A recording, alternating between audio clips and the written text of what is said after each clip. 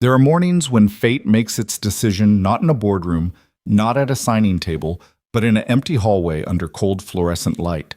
When a man holding a mop handle stands listening to people in silk suits fall apart.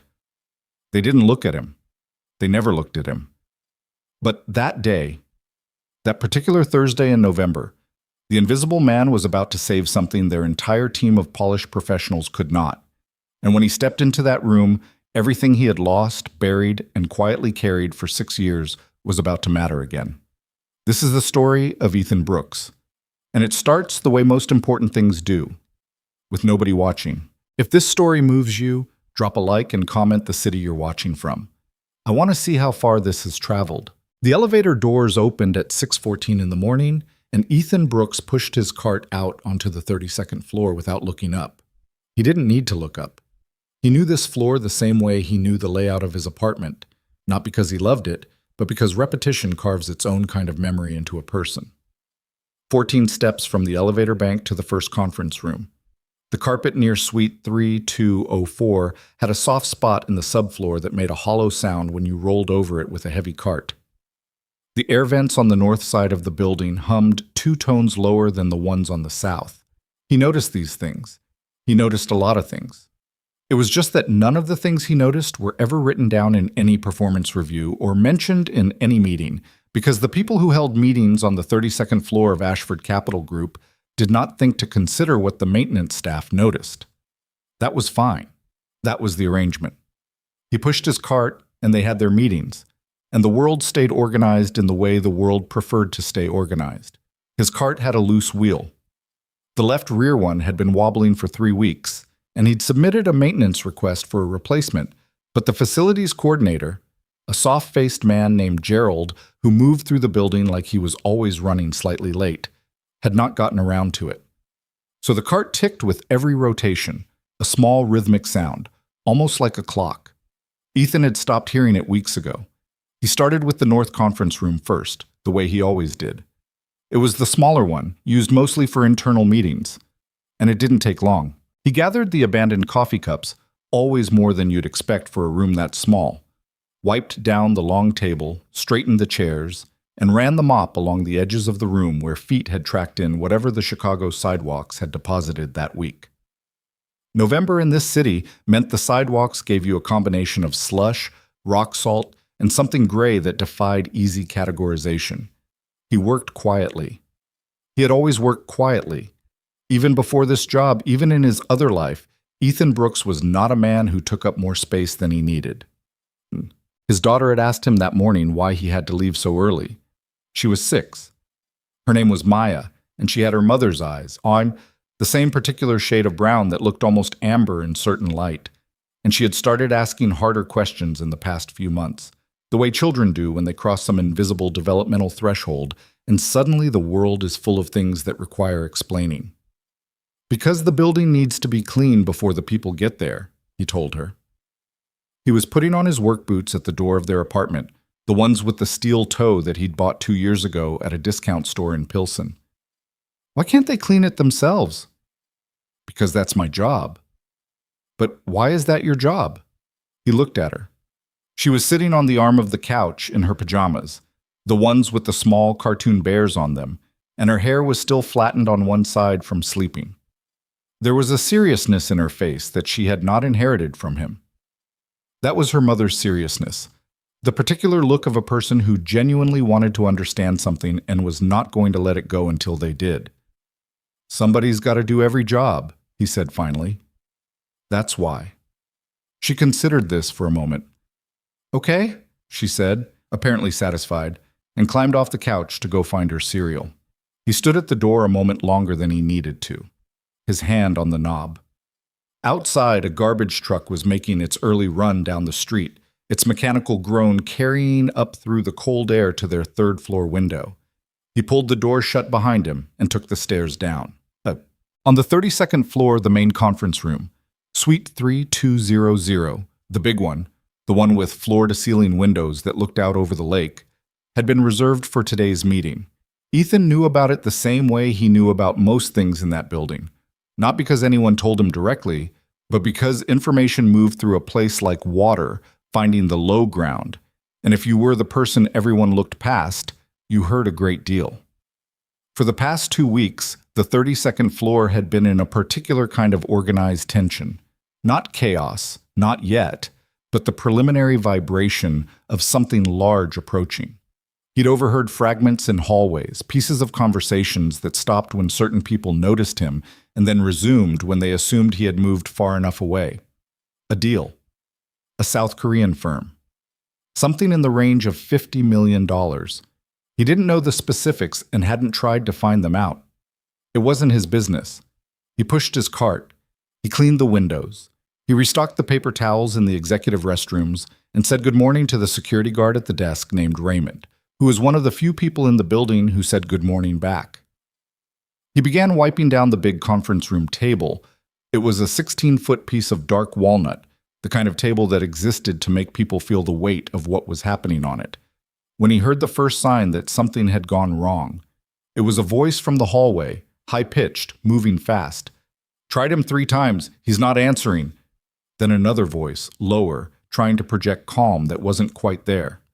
"There has to be someone else. Call the agency again." "I called the agency. They said 2 weeks minimum. That's not possible. That's not... We have people coming in from Seoul in 4 hours." Ethan kept wiping the table. His strokes were long and even, the same way they always were. He was at the far end of the room, near the windows, and the voices in the hallway probably hadn't registered that the door was slightly ajar. Yoonji confirmed this morning that the delegation does not include anyone comfortable conducting in English. That was the entire reason we had Kim on standby. If Kim is in the hospital. His wife said it happened last night. Appendix. Silence. Then, very quietly from the second voice, "Tell me you're joking." "I'm not joking." "We have to tell Victoria." Another silence, longer this time. "You want to be the person who tells Victoria that we're going into a $50 million negotiation with no interpreter?" "I don't want to, but she needs to know." The footsteps moved away down the corridor. Ethan straightened up. He looked out at the lake through the floor-to-ceiling glass. The water was that flat pewter gray that Lake Michigan went to in November, the horizon barely distinguishable from the sky. A cargo ship was moving slowly across the far distance, heading toward the port at Calumet. He stood there for a moment, his cleaning cloth in one hand, and something stirred in him that he had gotten very good at not acknowledging. A sensation he recognized from a long time ago, the feeling of understanding exactly what was happening in a room, of seeing the architecture of a situation clearly, all the pressure points and fractures. He pushed his cart to the corner. He picked up his coffee cup from the edge of the supply shelf where he'd left it. He took a sip. It was cold. Victoria Ashford had been awake since 4:30 that morning. This was not unusual. Sleep had never come easily to her, and in the last 2 weeks, as the Shenyang electronics negotiation had consumed more and more of her attention, it had effectively stopped coming at all. She was functioning on 6-hour nights and an unreasonable amount of espresso from the machine in her private office kitchen, which she had learned to operate herself because asking her assistant to come in at 4:30 in the morning felt uncivilized. She was 30 years old. People said things about that, about her age relative to the size of her company, the size of her deals, the size of her reputation. She'd learned to smile at those comments in a way that ended conversations without technically being rude. It was a skill that had taken some development. Her office was on the 34th floor, 2 floors above where Ethan Brooks was wiping down a table she had never given a moment's thought to the cleanliness of. The office had the same lakefront view, but larger. One entire wall was glass. On clear days, you could see the thin line of the Indiana shoreline across the water. She was at her desk when her executive assistant, a composed young woman named Dana, knocked twice and entered without waiting for an answer, which meant something had gone wrong. "James Kim is hospitalized," Dana said. "His wife called the service line at 5 this morning. Emergency appendectomy last night." Victoria set down her coffee. She didn't say anything for a moment. She was looking at the file on her desk, 3 inches thick, bound in a dark blue cover. The entire negotiation framework for the Shenyang partnership, including every protocol note, every cultural advisory, every carefully worded paragraph that had been vetted by 3 different legal teams across 2 countries. Tell me we have a backup. I've called the agency. They can provide someone, but not until next week, minimum. The delegation lands at O'Hare at noon. Yes. And the initial session is at 2. Yes. So when you say not until next week, I mean not today. Dana's voice stayed level, but there was something underneath it, a kind of controlled dread. I've tried 3 other agencies. I've reached out to the Korean consulate. They were sympathetic, but said they couldn't provide staff for a private negotiation.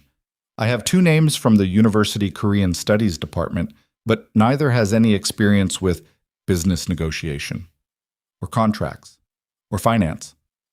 Victoria stood up from her desk and walked to the window. Below, the city was waking up.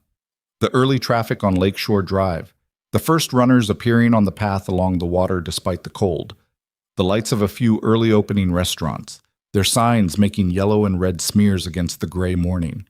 She had spent 4 months building toward this moment, 4 months of correspondence, of preliminary meetings by video, of carefully calibrated relationship building with a company whose leadership valued punctuality and precision and the kind of slow, deliberate trust that did not respond well to unexpected disruptions. Shenyang Electronics wasn't just a deal, it was a pivot point, the beginning of an entire East Asian expansion strategy that she had been developing, quietly, for 2 years. Her board knew some of it. Her closest advisors knew more. The full scope existed mostly in her own head. Cancel the session, she said. Victoria, don't cancel the deal. Cancel today's session. Send an apology. Tell them we've had an internal situation that requires... The head of their delegation is Chairman Park Jae-won. He is 71 years old, and this is the 3rd time he has agreed to travel internationally for a negotiation in the last decade. His staff have indicated that a postponement would be... Dana paused, carefully choosing her words. It would require an extremely compelling explanation to not be understood as an insult. Victoria turned away from the window. So we have no interpreter, a delegation that's already in the air, and rescheduling isn't really an option. That's an accurate summary. She looked at Dana for a moment. Dana, to her credit, did not flinch. Find me something, Victoria said. Anything. Every Korean speaker in a 50-mile radius if you have to. Check the building staff, check the cleaning crews, check... She stopped. Dana waited. Victoria didn't finish the sentence. She just turned back to her desk and picked up the blue file, and Dana quietly left to make calls. What? It was closer to 9 when the hallway outside the executive suites began to sound like a suppressed emergency. Ethan had finished the 32nd floor and was working his way down to 30, but there was a supply closet on 32 that he needed to restock before the executive team started arriving. So he was still on the floor, moving quietly between one task and the next, when the morning really began to fracture. He heard Dana's voice. He'd learned her voice over months of passing her in the hallway, the brisk, precise cadence of someone who moved through a building like it was a project to be managed, talking to someone near the elevator bank. Spoken with everyone on the list, and there's no one available who has the... Then another voice, one he didn't immediately recognize. What about contracted staff, vendors? Has anyone done a full sweep? I've done 3 sweeps in the last 2 hours, Marcus. I'm telling you, there is no one... There has to be. There isn't.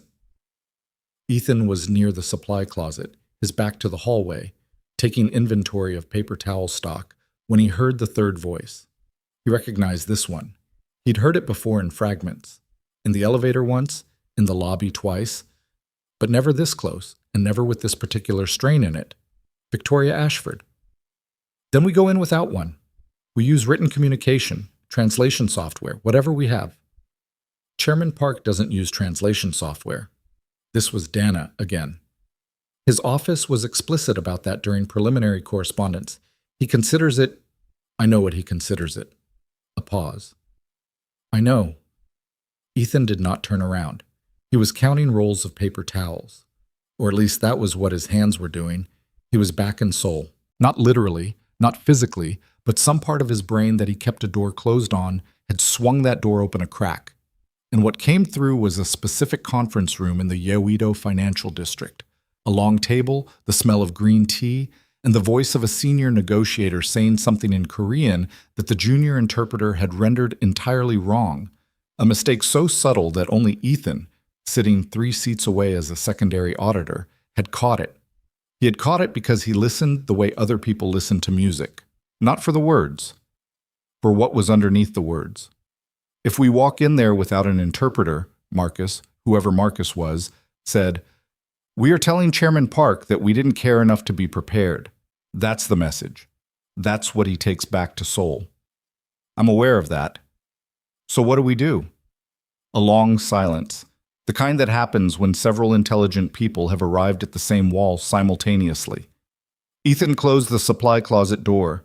He stood with his back against it for exactly 3 seconds. Then he turned around and walked toward the sound of the voices. There were 4 of them in the small antechamber outside the main conference room. Dana, standing with her tablet held across her chest like a shield. Marcus Hale, the company's chief operating officer, a broad-shouldered man in his early 50s who had the look of someone who had played competitive sports in his youth and hadn't entirely left that version of himself behind. A younger man Ethan didn't recognize, visibly sweating through his collar. And Victoria Ashford.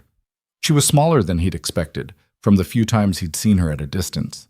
That surprised him slightly, though it didn't matter. She had the quality of someone who occupied space more completely than their physical dimensions would suggest. A stillness to her that wasn't quite stillness, more like controlled motion, like a current beneath a surface. Dark hair pulled back, a suit the color of charcoal. She looked like she had slept 4 hours and had decided not to let that be anyone else's problem. She looked up when he approached. The others looked up too, with the particular expression people wear when they see maintenance staff approaching and begin automatically scanning for a reason this might be relevant to them. He stopped a few feet from the group. He was wearing his work uniform, blue shirt with the building services logo, steel-toed boots. He was holding his cleaning cloth, which he registered and then chose not to think about. "I couldn't help but overhear," he said. His voice was steady. "You need a Korean interpreter for this afternoon." Marcus Hale looked at him the way you'd look at someone who had said something you hadn't expected and weren't sure how to process. "This is a private conversation," Marcus said. "I know. I apologize for interrupting." He didn't look at Marcus when he said this. He was looking at Victoria Ashford, because she was the one whose decision this was. And he had learned years ago that in a room full of people, the most useful thing you can do is correctly identify which person is actually doing the thinking. Victoria was studying him with an expression that he couldn't immediately read. Not dismissal. Not quite anything else either. Something between calculation and curiosity. "Do you speak Korean?" she asked. "Fluently." As a professional interpreter, yes. Marcus made a sound that wasn't quite a laugh. "You're a maintenance—" "I'm aware of what I do now," Ethan said. He kept his voice completely even. There was nothing aggressive in it. That was important. He had long since learned that defensiveness was the fastest way to close a door that might otherwise stay open. Before this, I spent 7 years as a senior Korean interpreter, primarily in international business negotiations, financial sector, technology licensing, partnership agreements. The sweating young man said, "You're serious?" "Yes." "Working here as—" "Yes." Silence. The air conditioning hummed. Dana was looking at Victoria.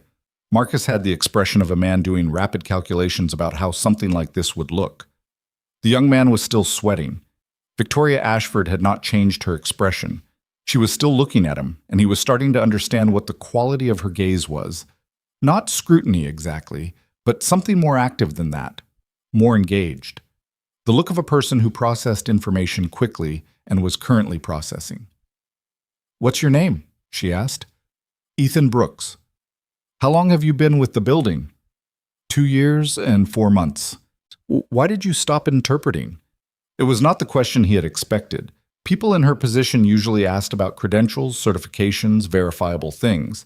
Not the reason someone had made a choice. He answered anyway, because she had asked directly, and he respected that. "Personal circumstances. My wife passed away. I needed to be home more." He paused. "I don't say that for sympathy. It's just the honest reason." She looked at him for another moment, then she said, "What was your last major negotiation?" "A licensing agreement between a Chicago-based tech firm and a division of Hyundai. 2019, 43 million won in initial terms. And you handled that alone? With a secondary auditor, standard protocol for contracts at that level. If you want to verify it, the firm was Ridgemont Technologies. The lead counsel was a woman named Sandra Park. She's still practicing. You could have your team reach her before noon. Marcus Hale crossed his arms. Victoria, we cannot put a maintenance worker, but give us a moment, Marcus. Marcus closed his mouth. It appeared to require some effort.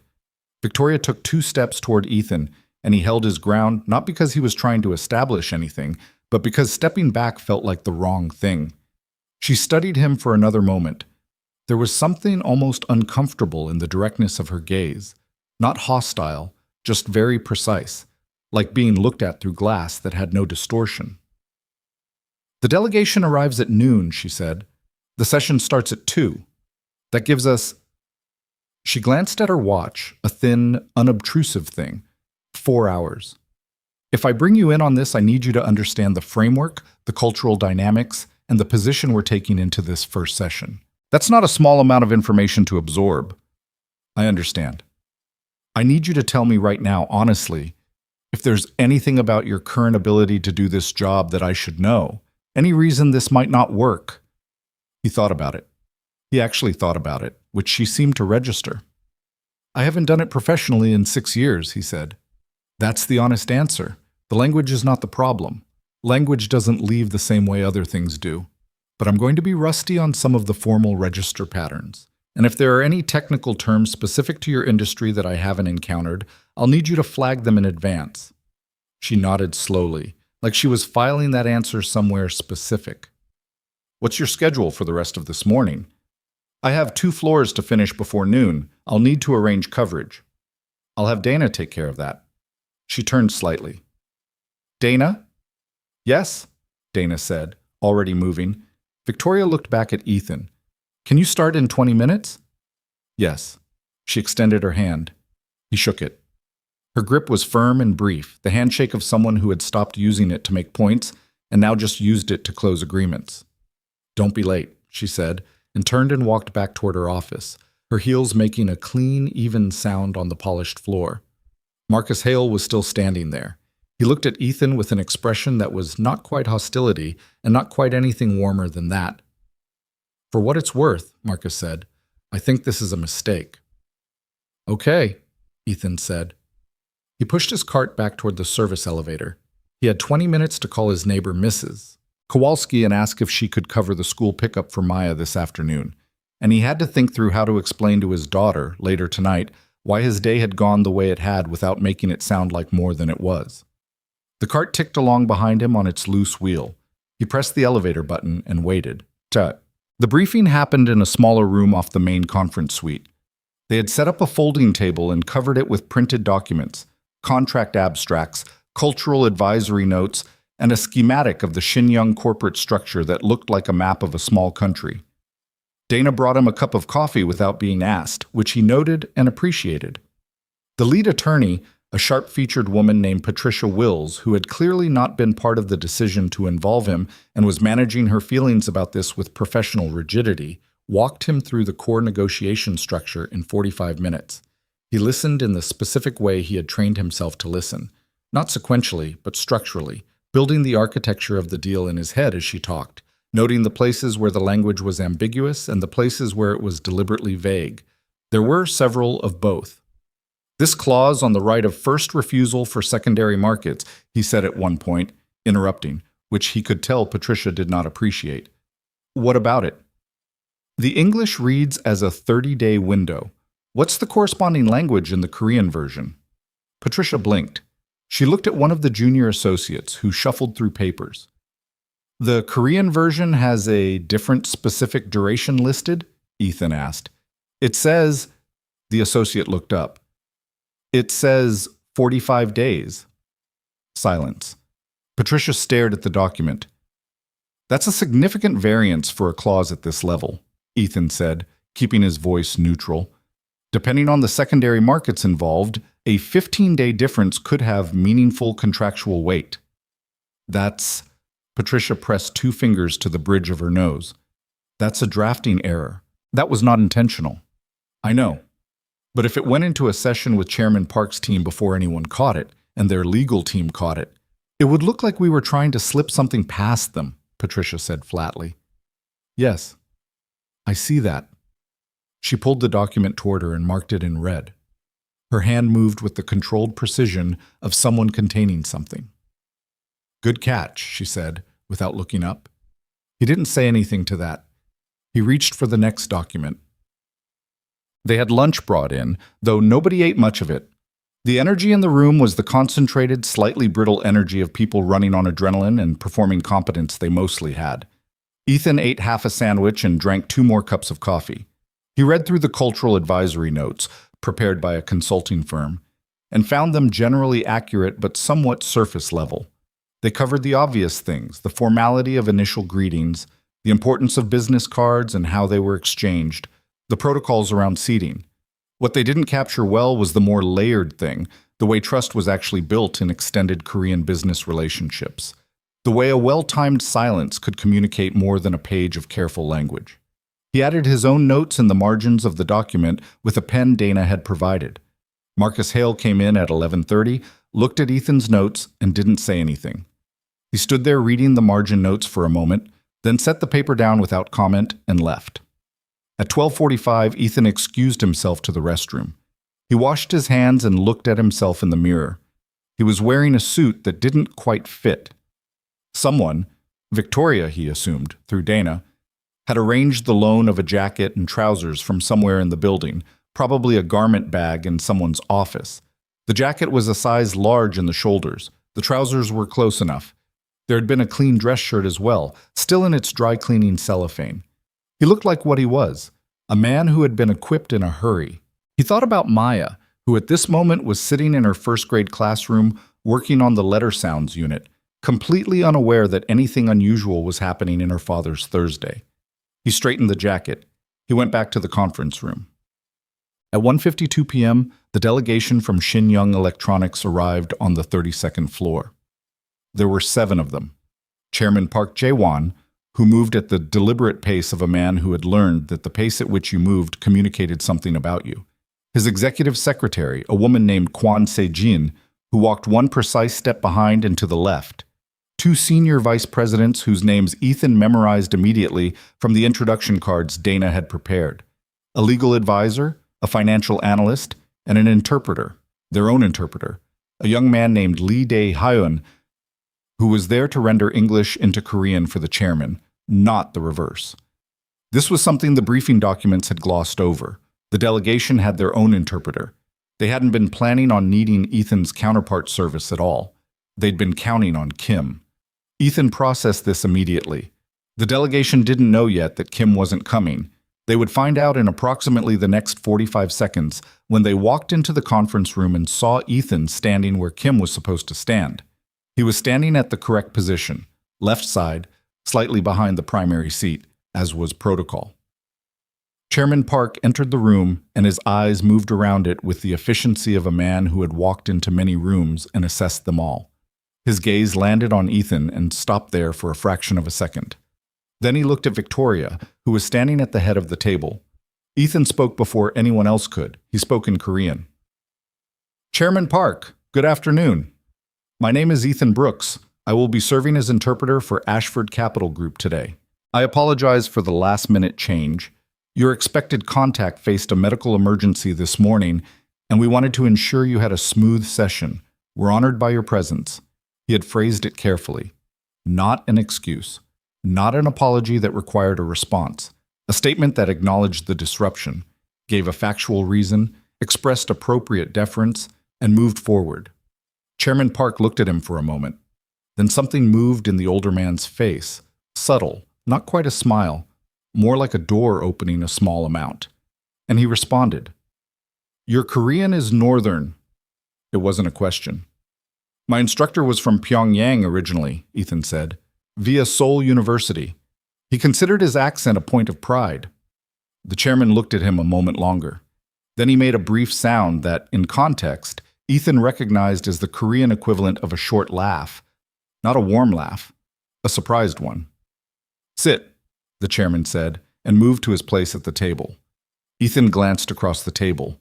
Victoria was watching him with an expression he still couldn't fully read, but she sat down, and her legal team sat down, and the Xinjiang delegation arranged themselves, and Quan Sejin poured tea from the service that had been prepared. Correctly, Ethan noted, the cups placed in the right order, the temperature of the water right, a detail from the cultural notes that had apparently been taken seriously by whoever set up the room. The session began.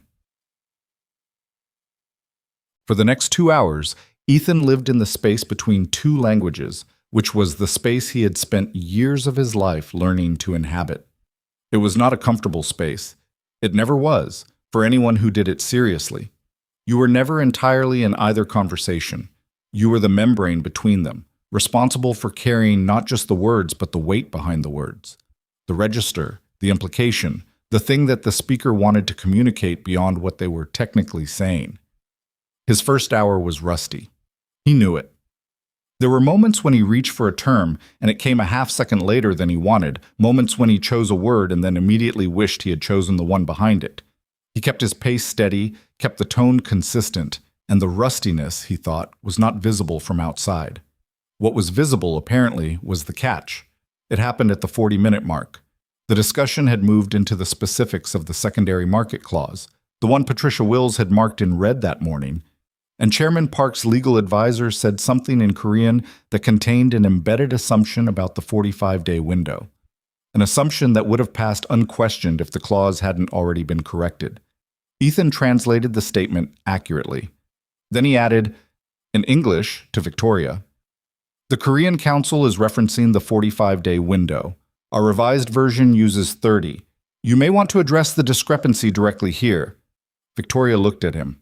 Patricia Wills, sitting 2 seats down, looked at him.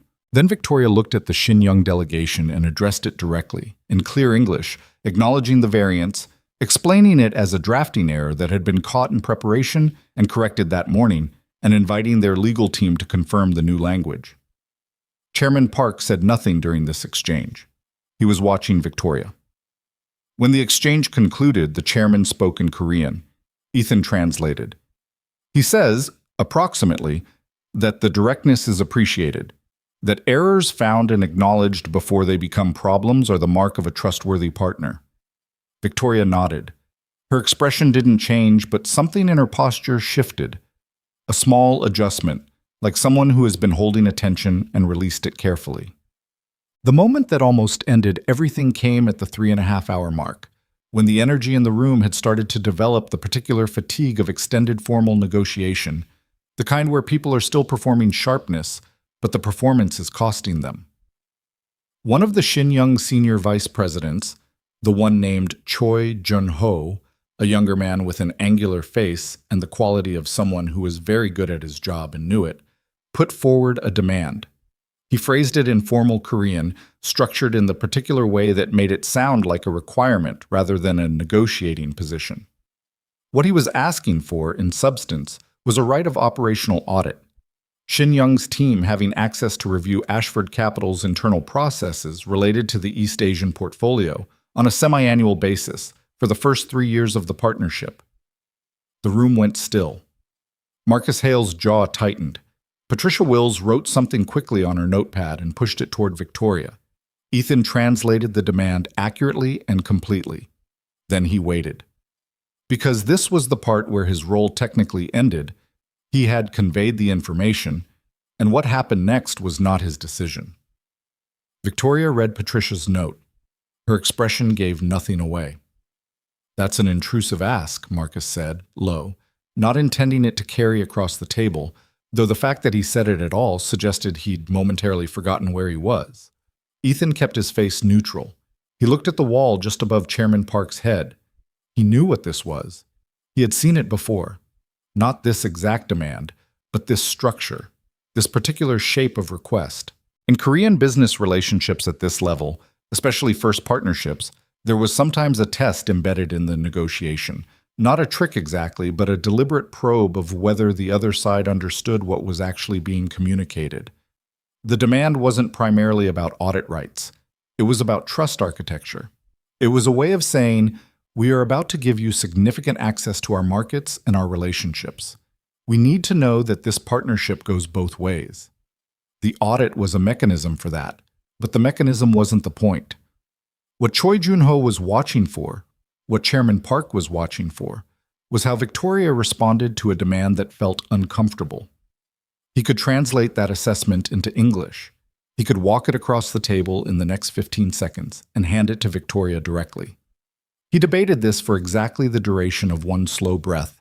Then he leaned slightly forward and spoke quietly to Victoria in English, low enough that it was clearly meant to be private. If I may, this type of request has a specific function in large-scale Korean business negotiations. It's a trust test, not a hardline position. They want to see how you respond to discomfort, not necessarily the specific terms you agree to. The form of your response may matter as much as the content. He sat back. Victoria looked at him for 2 seconds. He watched her take that information in and do something with it. File it, weigh it, make a decision. She looked at Choi Jun-ho across the table. Then she said, "We appreciate the directness of this proposal, and we want to meet it with equal directness. An operational audit of the kind described would require some structural adjustment on our end, but we're willing to discuss the framework. What we'd propose is a joint review committee, both sides participating, rather than a unilateral audit. That model would give Shin-young the visibility they're looking for while building something collaborative rather than supervisory." Ethan translated this. Chairman Park was quiet for a moment.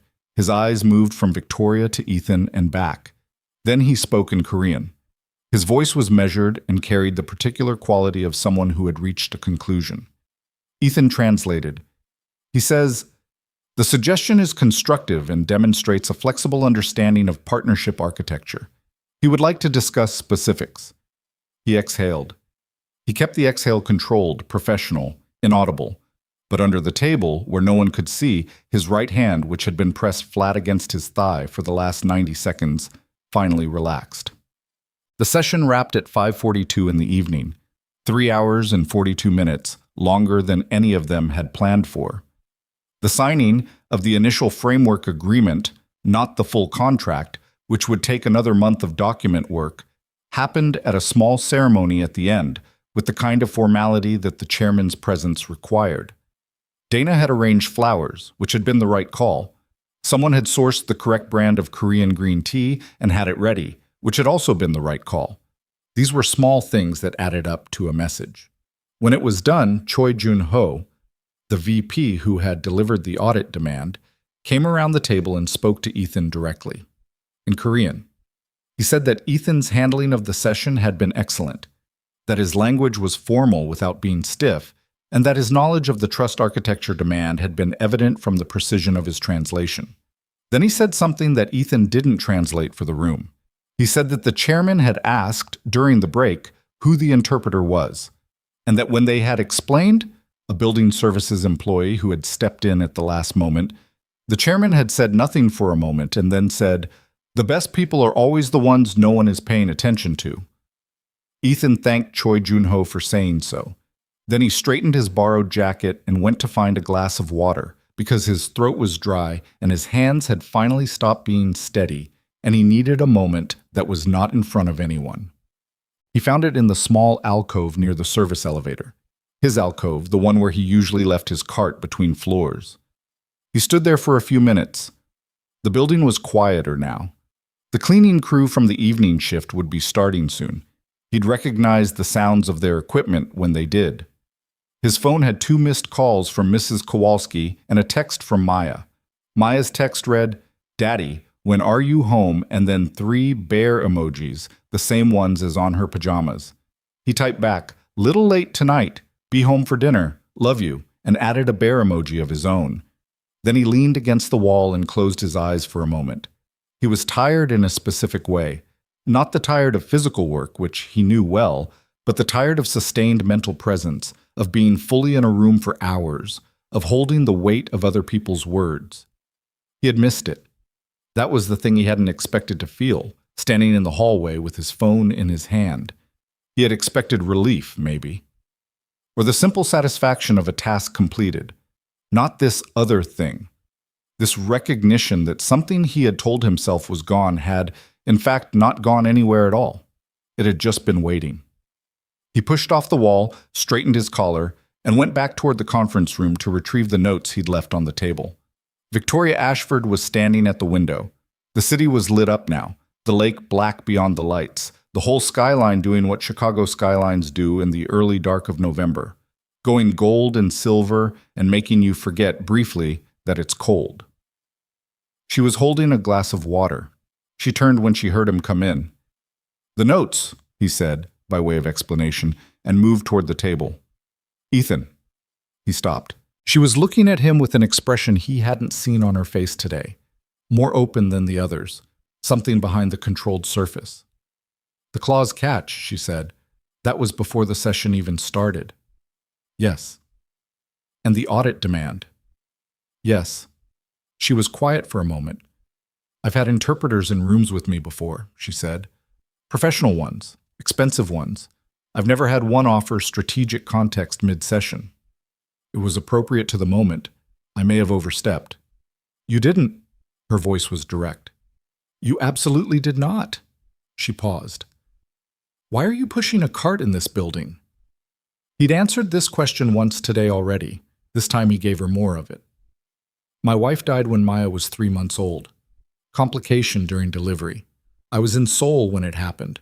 I flew back in 18 hours. I quit the week after the funeral." He kept his voice even. Facts were easier when you kept them factual. "I needed something that let me control my own hours. Something that didn't require me to be emotionally present for anyone else's emergencies. For a while I needed that more than I needed anything else." She was listening in the way she'd listened to everything today, fully, without performing it. "How old is Maya now?" 6. She nodded. Then she said, "I'd like to talk to you about the future of your role in this company." He looked at her. "Not tonight," she said. "Tonight you should go home to your daughter, but I'd like to meet with you next week." He held her gaze. He was thinking about Mrs. Kowalski and Maya's bare pajamas and a morning 6 years ago when he had stood at an airport gate in Seoul and watched his phone ring and known, without knowing, before he answered it, that everything was about to be different. "Okay," he said. He picked up his notes. He looked out at the skyline for a moment, briefly, just a breath, and then he walked toward the door. Behind him, Victoria turned back to the window. Outside, the lake was invisible in the dark, but it was still there. Everything that didn't make noise was still there. Ethan took the elevator down. Not the service one. The main one, with the mirrored interior and the carpet inside and the button panel that lit up gold. He rode it to the lobby, walked through the revolving door, and stepped out into the cold Chicago night. He had a train to catch. He had a daughter waiting. He put his hands in the pockets of the borrowed jacket and walked. The train home took 34 minutes. Ethan sat in the second-to-last car, the borrowed jacket still on because he hadn't thought to take it off. His cleaning uniform folded in the plastic bag Dana had provided with the kind of quiet efficiency that made him think she'd handled stranger situations than this. The car was about 2/3 full, the usual Thursday evening mix of people heading home, headphones in, faces tilted toward phones, that particular urban exhaustion that public transit collects and carries from one end of the city to the other. He didn't put headphones in. He sat with his hands on his knees and watched the stations pass. He felt the way he felt after certain kinds of long runs. Not the good kind of tired, but the kind that goes deeper than muscle, that comes from having been somewhere fully and then leaving. His brain was still running residual translation patterns, small involuntary loops, certain phrases from the session surfacing and resurfacing. Chairman Park saying his Korean was Northern, Choi Jun-ho's precise, formal delivery on the audit demand, the way the room had gone silent when Ethan had caught the clause discrepancy, and how that silence had felt different than the silence before it. He hadn't been in a room like that in 6 years. He thought about that, and then stopped thinking about it, because the train was pulling into his stop. Mrs. Kowalski lived on the second floor of the building, directly below Ethan and Maya.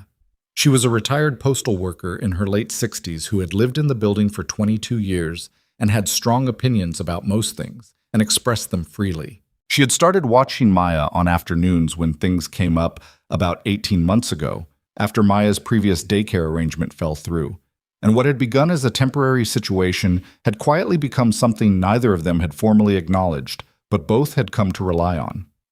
He knocked twice. Maya opened the door before Mrs. Kowalski could get there, which meant she had been waiting near it. "You're wearing a different shirt," Maya said immediately. "Hi to you too." "Hi. Why are you wearing a different shirt?" "I had to borrow some clothes today." She looked at him with the evaluating expression she'd had since she was about 2. Head tilted slightly, mouth pressed into a considering line. "From who?" "From work." "From the building?" "Yes." "Why?" "Long story. Did you eat?" "Mrs. Kowalski made pierogies." "Good. Come on." Mrs. Kowalski appeared behind Maya in the doorway, drying her hands on a dish towel. She was a compact woman with silver hair she kept short and practical, and she was looking at Ethan the way she often looked at him, taking inventory, deciding something. "You look like you had a day," she said. "I had a day." "The good kind or the other kind?" He thought about it. "I'm not entirely sure yet." She looked at him a moment longer and then seemed to decide that was enough for now.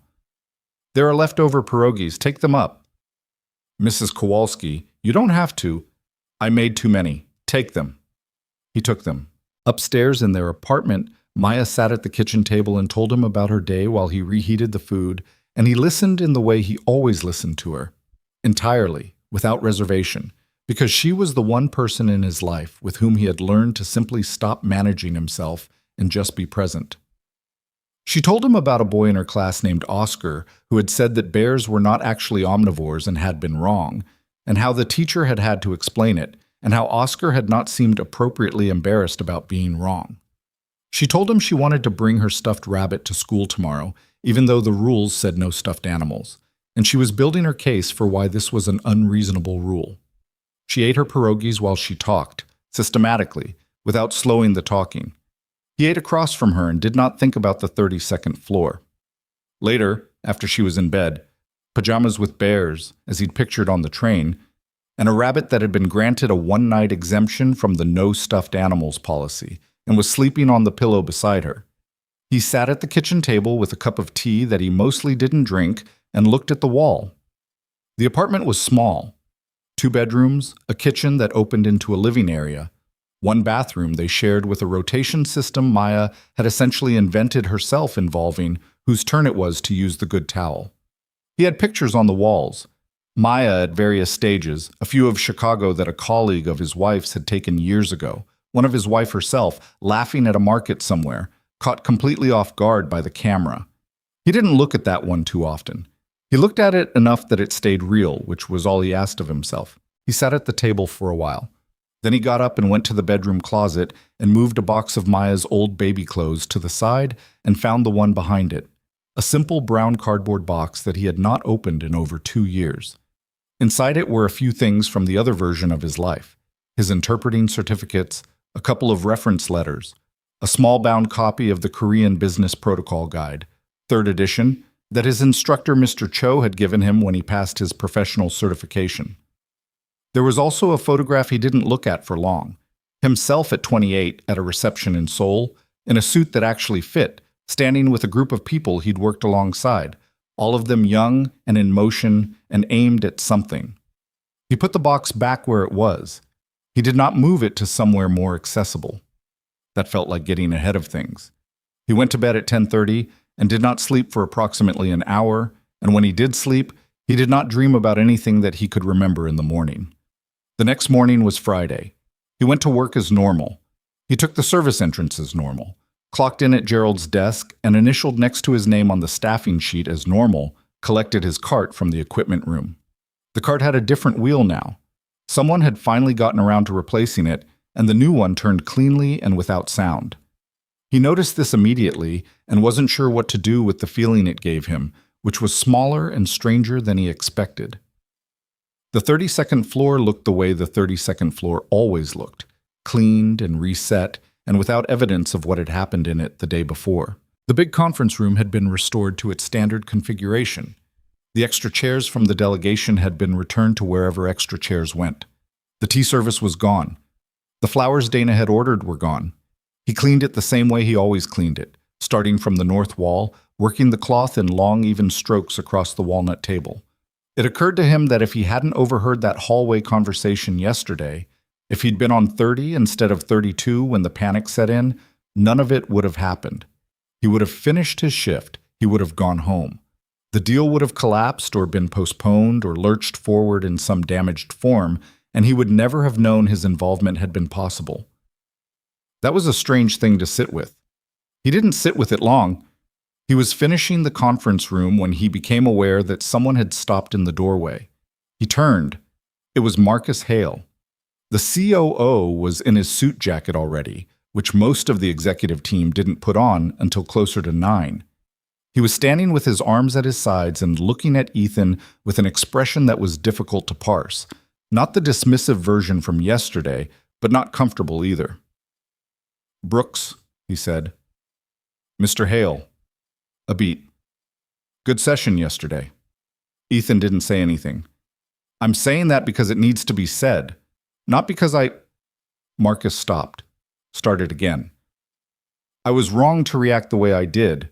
When you first approached." Ethan looked at him steadily. "You had a reasonable concern. I was condescending. You were also right to be cautious. You had no way to verify what I was telling you." Marcus looked like a man who had come somewhere prepared to do a specific thing and was finding the execution slightly different than expected. "Victoria wants to meet with you Monday morning. I'm not going to tell you what she's thinking because it's not my place, but I wanted to let you know beforehand so you're not walking in cold." "I appreciate that." Another beat. Marcus nodded once, the way certain men nod when they have completed a task that required some effort, and turned and walked back down the corridor. Ethan watched him go. Then he looked down at his cleaning cloth. He went back to work. The day moved the way days move when you're waiting for something without allowing yourself to think about waiting, slowly and in pieces, with the hours not quite adding up in a way that felt linear. He finished his route. He ate lunch in the basement break room with Raymond from security and a woman from the third-floor cleaning crew named Petra, who was working through a nursing degree at night and kept textbooks in her locker. He drank bad coffee. He listened to Raymond complain about the new parking enforcement policy in his neighborhood. He did not mention the previous afternoon. He took the train home. He picked up Maya from school. Friday was his pickup day, a thing he had protected from every schedule change and overtime offer for 2 years. She came out of the building holding a drawing she had made that appeared to be a bear at a negotiating table, though she explained it was actually a bear at a restaurant, and he had been too quick to assume.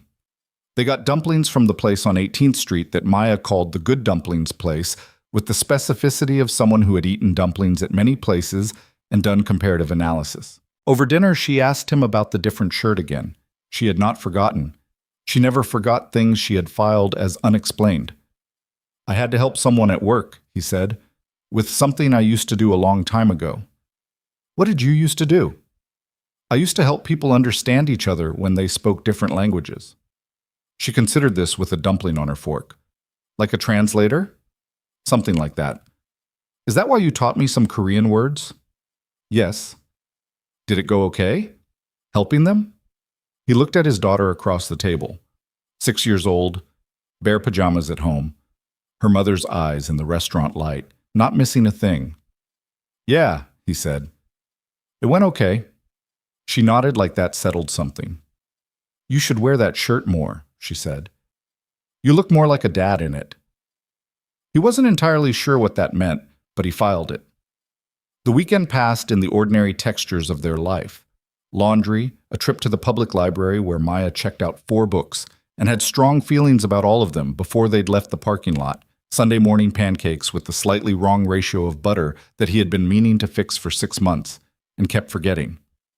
He called his sister in Minneapolis on Sunday afternoon, a call that lasted 40 minutes and covered her daughter's school situation, the weather differential between their cities, and an only briefly mentioned note from him that something had happened at work, nothing major, that he might tell her about when there was more to tell. "Define more to tell," his sister said. "When I know what it is." "Ethan." "I don't know anything yet. I'm meeting with someone Monday." A pause on her end. He could hear her children in the background, the low-level productive chaos of a Sunday afternoon in a house with 2 kids under 10. Is this a good thing? She asked. Probably. Probably. I haven't let myself decide yet. Another pause. He heard his nephew say something about a video game, and his sister respond with the specific tone mothers use to convey later without saying later. Don't talk yourself out of it before the meeting, she said, whatever it is. I'm not talking myself out of anything. You have a pattern. I'm aware I have a pattern. Okay, she said, not dropping it, just putting it down for now. They both knew she'd pick it back up the next time they talked. Call me after. He said he would. He probably would. Monday morning. He was showered and dressed by 5:15. He made Maya's lunch, the turkey sandwich with the crust cut off that she would eat, not the version with the crust on that she had once eaten and had since retroactively decided she had never liked, left it in the refrigerator with a note on the bag that said lunch for my favorite bear with a small drawing of a bear because he was not above pandering, and left the apartment at 5:30. He was at the building by 6. He clocked in. He collected his cart, the fixed one, with the new quiet wheel. He told himself he was going to work a normal morning before the meeting. He got through one floor and then gave up on the pretense and sat in the break room with a cup of coffee, reading the newspaper someone had left on the table, which he never did because he didn't usually stop moving until he had to. Dana found him there at 7:58. She looked at the newspaper and then at him and managed not to say anything about either. Ms. Ashford is ready, she said. He folded the newspaper, put it back where it had been, and followed her to the elevator. Victoria's office was different in the morning light. He'd been in it yesterday only briefly, passing through on the way to the briefing room, but now he had a moment to register it. The large window, the clean lines of the desk, the absence of the kind of decorative accumulation that most executive offices developed over time.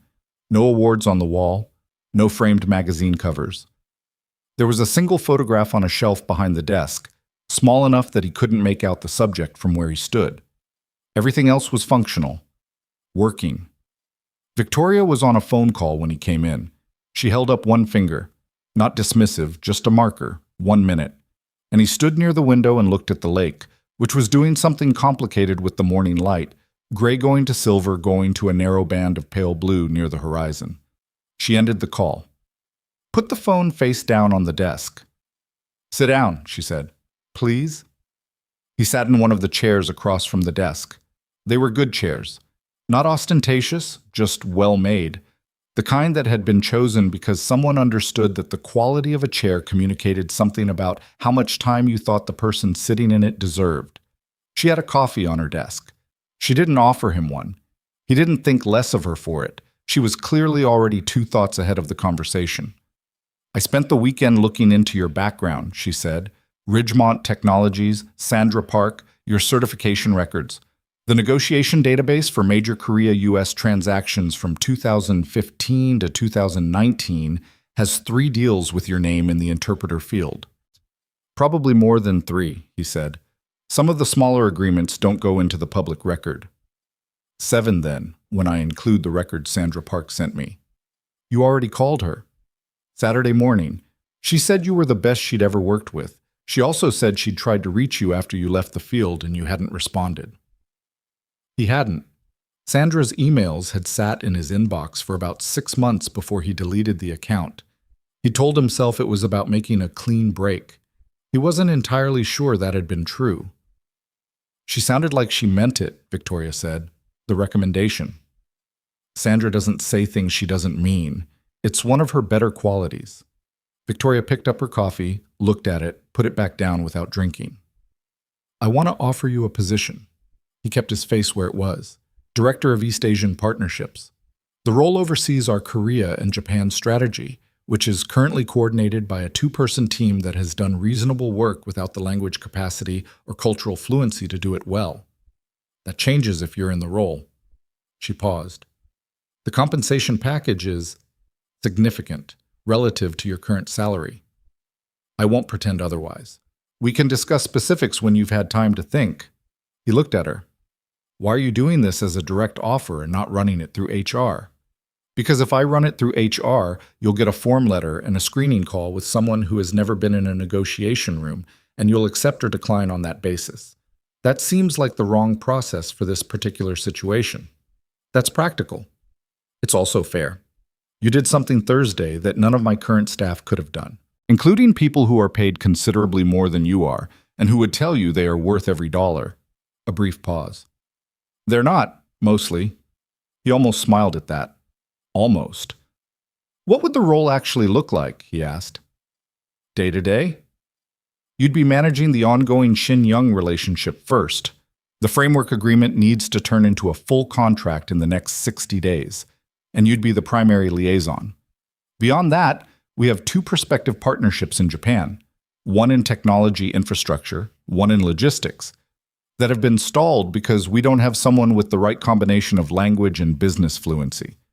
Those would move to your desk. She leaned back slightly. There's also some internal work. We have a team that handles due diligence on East Asian acquisitions that has been making educated guesses on cultural risk factors. You'd be involved in changing that. He was quiet for a moment. He was thinking about the shape of it, not the salary, not the title, but the actual substance of the days, the specific texture of what it would be to do that work again. It was strange sitting here and thinking about this. 2 weeks ago, he would not have identified any particular absence in his life. He had Maya. He had a schedule that worked. He had a job that was straightforward and honest and required him to be physically tired rather than emotionally wrung out, which for a long time had been exactly the right ratio. But Thursday had recalibrated something. He wasn't ready to name it precisely, but it was there. I need to think about a few things, he said. Of course. My daughter is 6. The flexibility I have now. We can structure it. I'm not interested in acquiring a talented person and then burning them out in 18 months. That's bad business, and also genuinely not how I prefer to operate. She said it matter-of-factly. If there are schedule parameters that matter to you, we put them in the arrangement. He looked at her. You're being very reasonable about this. I'm being practical. You have something I need. You have a life that matters to you. Those 2 things are not in opposition unless someone makes them that way. He thought about Maya's question on Friday. Did it go okay? He thought about the box in the closet with Mr. Cho's protocol guide in it. There's something I want to ask you, he said. Go ahead. Thursday. When Marcus was telling you it was a mistake, when your whole team was looking at me like I'd walked through the wrong door, you still made the call. He kept his voice even, genuinely curious rather than anything else. Why? She thought about it. He appreciated that she thought about it rather than producing an immediate answer. You looked at me, she said finally. Not at Marcus. Not at the others. When you came to say what you had to say, you addressed the right person. And when I asked you if there was any reason this might not work, you gave me an honest answer instead of a confident one. She shrugged, one brief, unperformative movement. I've made worse bets on less. He let that sit. I'll give you an answer by Wednesday, he said. That's fine. He stood. She didn't stand, which he read as treating this like a working conversation rather than a formal meeting, and he found he didn't mind. One more thing, she said as he moved toward the door. He stopped. The jacket from Thursday. Dana said you returned it. It wasn't mine. Oh, we're going to need you in meetings where your appearance matters. I'm not saying that to be, I understand. There's a budget for it, for the role. I'm not going to make you figure that out yourself. He looked at her. She was looking back at him with the same direct, slightly unreadable expression he had been trying to parse since Thursday afternoon, and he was starting to think maybe it wasn't unreadable so much as simply honest. The face of a person who had stripped away the performance layer that most people in her position accumulated and hadn't fully replaced it with anything decorative. Wednesday, he said again. He left. Dana was in the outer office and walked him to the elevator without being asked, which he thought was because she'd been listening for the meeting to end and had correctly calculated that he was the kind of person who would not linger. She pressed the button and then stood with her tablet held against her chest, her usual posture, and looked at him with the expression of someone who was professionally committed to not having opinions about the things she witnessed, but was human and therefore had opinions. "Thank you," he said, "for Thursday. The shirt, the coverage." "It wasn't complicated," she said. "Still." The elevator arrived. He stepped in. She said, as the doors began to close, "For what it's worth, we didn't have a plan B. It was you or nothing." He rode down to the basement. He collected his cart. He finished his morning route. He wiped down surfaces and vacuumed carpet and refilled paper towel dispensers and said good morning to Raymond, who said good morning back, and to Petra, who was in the break room with a textbook open and a highlighter in her hand and who looked up and said, "Hey," with the particular tone of someone in the middle of something difficult and choosing to be friendly anyway. He worked until 2 in the afternoon. He clocked out. He walked to the train. He sat in the second-to-last car. He didn't put headphones in. He was thinking about what his sister had said. Don't talk yourself out of it before the meeting. He had not talked himself out of it before the meeting. He was not certain he was going to talk himself out of it after the meeting. This represented possibly some kind of progress. He was also thinking about something else, something small that had been sitting at the back of his thoughts since the train ride on Thursday. The way Choi Jun-ho had said it, the best people are always the ones no one is paying attention to. The chairman's words through his mouth. He didn't know how to hold that. He didn't want to make too much of it. It was a polite thing to say, the kind of generous observation that successful people made sometimes when circumstances gave them a reason to be generous. It didn't need to mean more than that. But sitting on the train in the borrowed life he'd constructed for himself over the past 6 years, he found he kept returning to it anyway. At his stop, he got off. He walked the 4 blocks to the school to pick up Maya. His day, his route, unchanged from last Friday or the Friday before that. She came out of the building in her coat that she had gotten slightly too big on purpose so it would last 2 winters, with a drawing in her hand, and she spotted him immediately from a distance and raised the drawing in the air like a flag. He walked toward her. "Bear?" he said when he got close enough. "Bear," she said, "but a different bear. This one has a briefcase." He looked at the drawing. It was, in fact, a bear holding what might have been a briefcase or might have been a box of donuts. The distinction was unclear, but the bear had a very determined expression, which was the important part. "Look serious," he said. "She is," Maya said. "She has a meeting." He took her hand. They walked. The November air was cold and sharp and smelled faintly of someone's fireplace. The kind of smell that only a few weeks of the year, and only in the late afternoon, and only in this particular part of this particular city. And he knew this smell the way he knew the way the carpet on the 32nd floor felt under his cart, the way he knew the hum of the air vents, the way he knew the sound of this city when it was early and still. He knew this too. He knew this more. "Dad?" Maya said. "Yeah." "If I had a meeting, would you come?" He looked down at her. "Always," he said. She seemed satisfied with that. She swung their joined hands once, forward, the way she did when she had decided something was resolved. They walked the rest of the way home without talking, which was its own kind of language. And he had always been good at languages. He called his sister Tuesday evening, earlier than planned. She picked up on the second ring, which meant she had been expecting it. His sister had always been good at knowing when something was coming, even when he hadn't told her anything specific.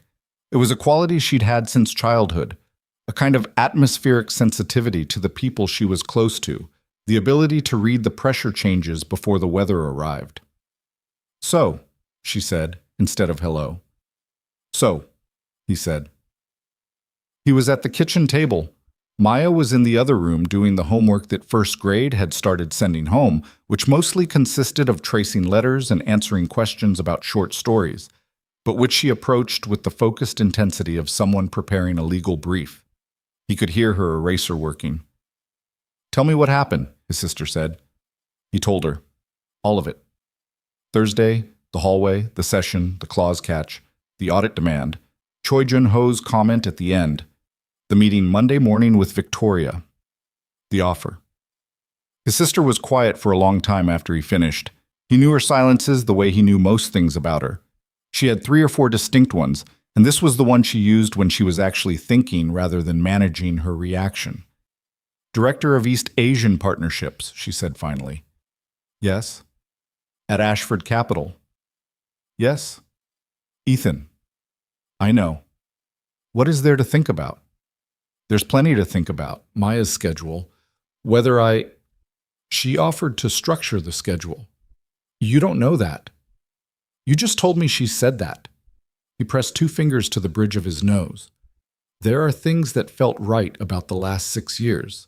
The way I've been able to be here, you can still be there. You're not choosing between Maya and a job. Stop framing it that way. I'm not framing it anyway. I'm trying to think clearly. You're trying to find a reason to say no, his sister said. Not unkindly. That was the thing about her, She said difficult things in a tone that made them land as observations rather than accusations. I'm not saying you're wrong to be careful, but I've watched you for 6 years put every version of yourself that isn't dad into a box in a closet somewhere. He was quiet. You literally just described a box in a closet, she said. That's not... Ethan. He looked at the wall. In the other room, the eraser sound had stopped. Maya was probably reading now, her tongue pressed to the corner of her mouth the way it went when she was concentrating. I'll call you Wednesday night, he said. I'll be awake, his sister said. He said goodbye and sat at the table for a while longer, not moving, listening to the building settle around him. The radiator doing its evening knock, someone's television on the floor above, the refrigerator cycling. He had lived in this apartment for 4 years. He knew its sounds the way he knew the sounds of the building he worked in, the same kind of unconscious cartography that you built in any place you spent enough time. He got up and went to check on Maya. She was on her bed with a book, not her homework reading, but one of the library books, the one about a girl who could talk to whales, which she had checked out Saturday and was already 2/3 through, because when Maya decided she was interested in something, she moved toward it completely. The rabbit was on the pillow beside her. Lights out in 20 minutes, he said. I know, she said, not looking up. 20 minutes, not 23. I know, Dad. He leaned against the door frame. She turned a page. The rabbit stared at the ceiling. Hey, he said. She looked up. If things changed a little, like if I had a different job, would that be weird for you? She looked at him for a moment with the amber eyes and the considering expression. What kind of different? A job where I work in an office more. Help people with business things. Like what you did Thursday? He had clearly underestimated how much she'd filed from that conversation. Something like that. Yeah. Would you still pick me up on Fridays? That's the plan. She thought about it with the genuine seriousness she brought to genuine questions. Would you be happier? He opened his mouth and then didn't say anything for a second. I think so, he said. Maybe. She turned back to her book. Then it's not weird, she said. 20 minutes, I know. He pushed off the door frame and went back to the kitchen. He made his decision standing at the counter waiting for the kettle in the unheroic way that most real decisions got made, not in a moment of clarity, but in the quiet recognition that he had already made it and had been circling around it for 2 days waiting to let himself admit it. He emailed Dana that night with 3 words. Tell her Wednesday. Dana responded 6 minutes later, 9 a.m., conference room 3202. He put his phone down and drank his tea. Wednesday morning arrived gray and cold, the kind of Chicago November morning that committed fully to being unpleasant without any of the drama of actual bad weather.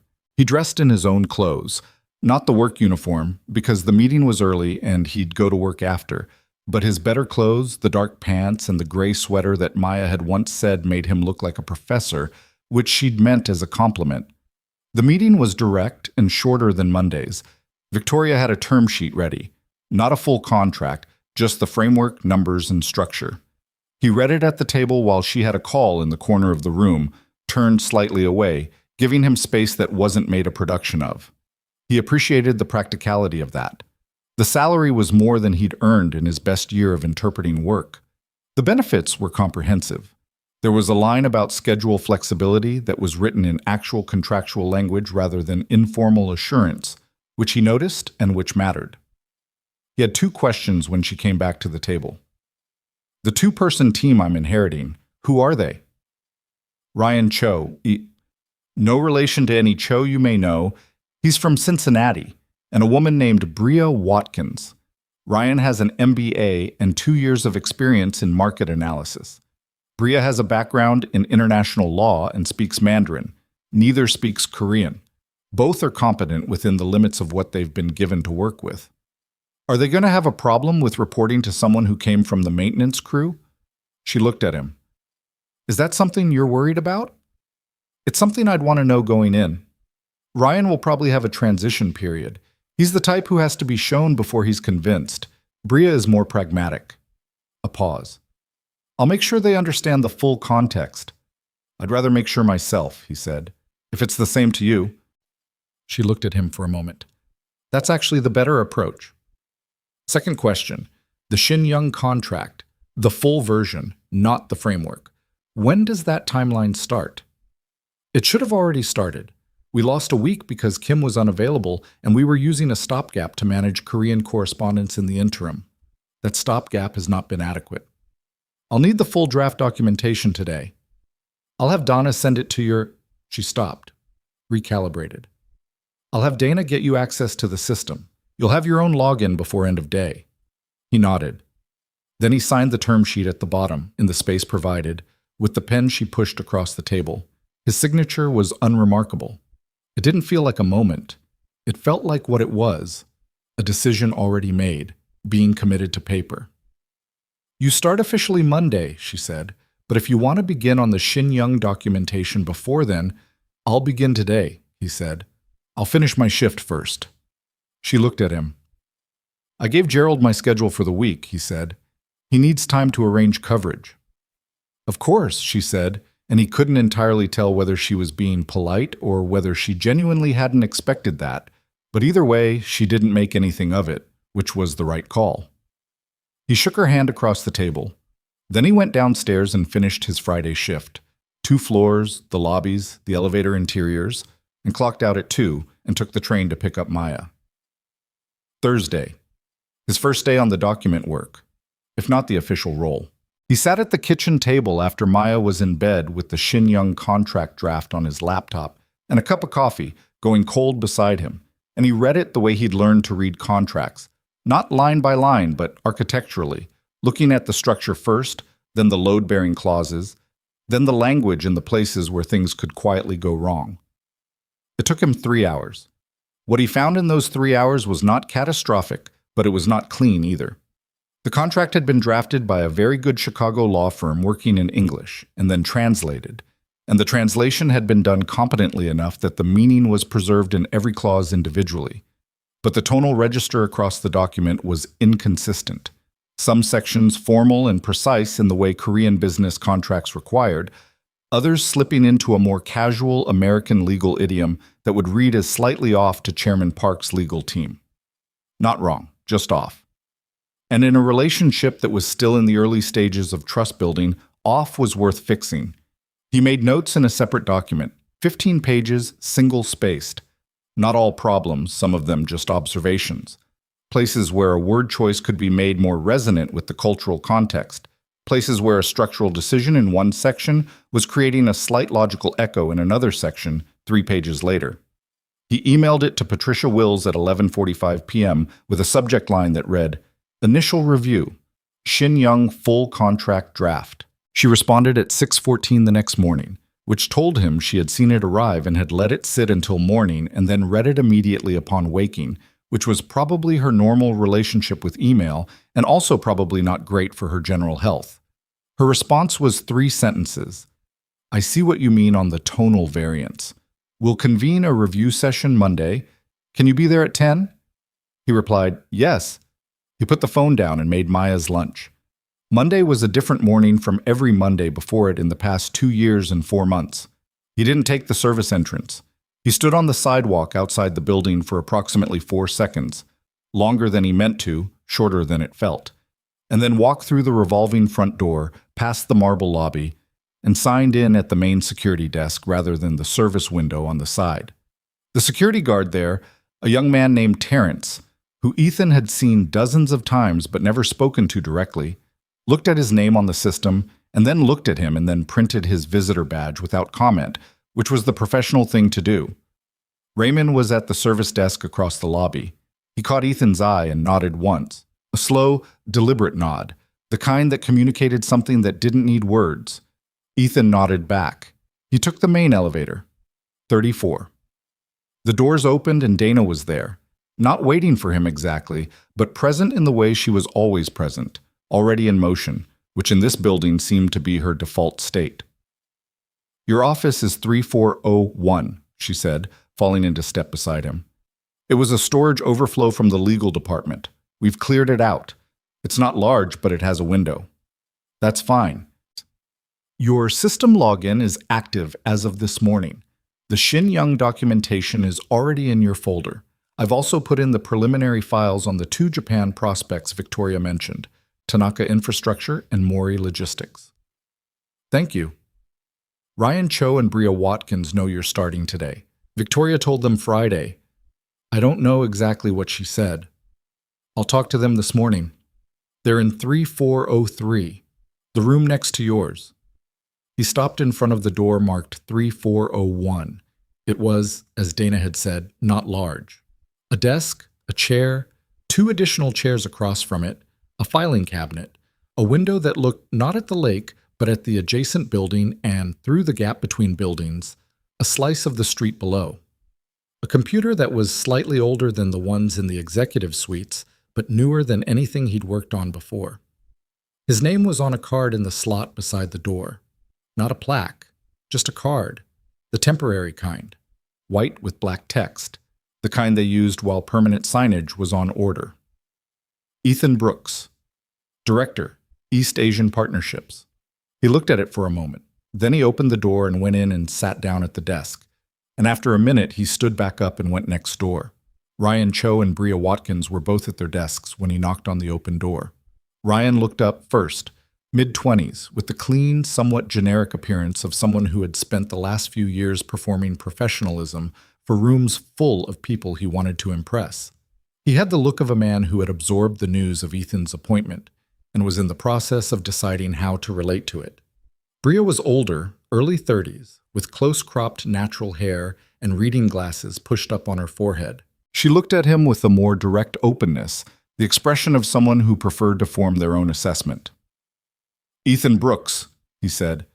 "I wanted to introduce myself before the 10 o'clock. "Ryan Cho," said Ryan, standing. His handshake was practiced, a shade too firm in the way that people are when they've thought about their handshake. "Bria Watkins." Hers was normal. He sat in the spare chair between their desks, a casual move, deliberately unhierarchical, and looked at them both. "I know you got a version of my background from Victoria," he said. "I'd rather give you mine directly. I was a professional Korean interpreter for 7 years, primarily in international business negotiations. I left the field 6 years ago for personal reasons. I've been working as maintenance staff in this building for the past 2 years. He said it plainly, without armor or apology. I understand that creates an unusual starting point. If either of you has questions about what it means for how we work together, I'd rather you ask them now than navigate around them for the next month." Silence. Ryan's expression was doing several things at once. Bria said, "What personal reasons, if you don't mind me asking?" "My wife died. I needed to step back." A beat. "I'm sorry," she said, meaning it. "Thank you." He didn't let it go longer than that. "You've been running Korean correspondence with a translation service. Google Translate and a Korean-American law firm we consult on an ad hoc basis," Ryan said, finding his footing in practical territory. "The law firm is expensive and slow. The turnaround on their reviews is usually 48 hours. That stops today. Anything in Korean comes to me first. I'll route to the law firm when there's something that needs formal legal review, but the preliminary read and response drafting is mine." He looked at Ryan. "What's your background on the Japan prospects?" Ryan blinked. "I've been building the market analysis for both. I can walk you through this afternoon after the contract review." He stood. "Bria, you're Mandarin. Any exposure to Korean business culture through that?" "Some overlap in formal protocol," she said. "Enough to understand the principles, not enough to apply them independently." "That's actually useful. We'll talk about where that's helpful." He moved toward the door. "I'll see you both at 10. He went back to his office and opened the Shin Young file on his computer. The contract review session at 10 was in the conference room 2 doors down. Not the big one, the walnut table room, but a smaller one with a round table and a whiteboard that someone had left half erased from a previous meeting. Patricia Wills came in with 2 associates. Victoria came in at 2 minutes past 10 without apology, which was her way. Ethan had printed his 15 pages of notes and put a copy at each seat. Patricia was the first to start reading. Her expression cycled through a few things. "The tonal register issue," she said, not looking up. "How significant is this, practically speaking?" "On its own, in isolation, any individual instance is minor. Cumulatively, across a 60-page contract, it creates a document that doesn't feel fully considered by one party, which could create a low-level friction in the relationship that nobody would be able to name specifically, but that would show up in how quickly they respond to correspondence and how much latitude they extend when small things go wrong. Which happens in every partnership eventually. He agreed. Victoria was looking at page 7 of his notes. She hadn't said anything yet. "The structural echo on pages 31 and 44, said one of the associates. A young woman named Claire who had sharp eyes and the quality of someone who had been underestimated often and had made productive use of it. You're saying the phrasing in the dispute resolution clause creates an implicit contradiction with the force majeure language 3 sections later?" "Not a contradiction, a tonal one. The dispute resolution language is formal and bilateral. It reads as 2 equal parties agreeing to a process. The force majeure language, as translated, has a slightly more unilateral feel. It reads as Ashford Capital protecting its own position. In English legal drafting, that's standard.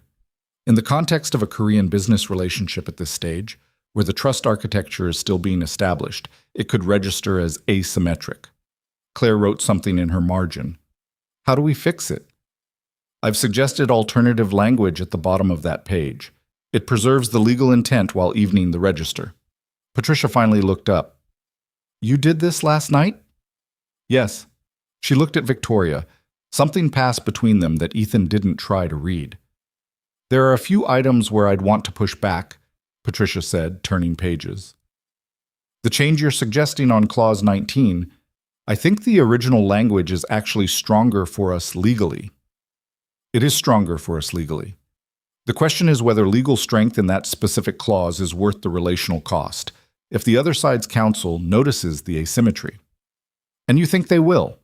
I think Chairman Park's legal advisor is a woman who caught a 45 versus 30-day discrepancy in a preliminary document in the first 40 minutes of a negotiation session. Yes, I think she'll notice." Patricia sat back. She had the expression of someone revising an estimate. "Point taken." They worked through the document for 2 hours.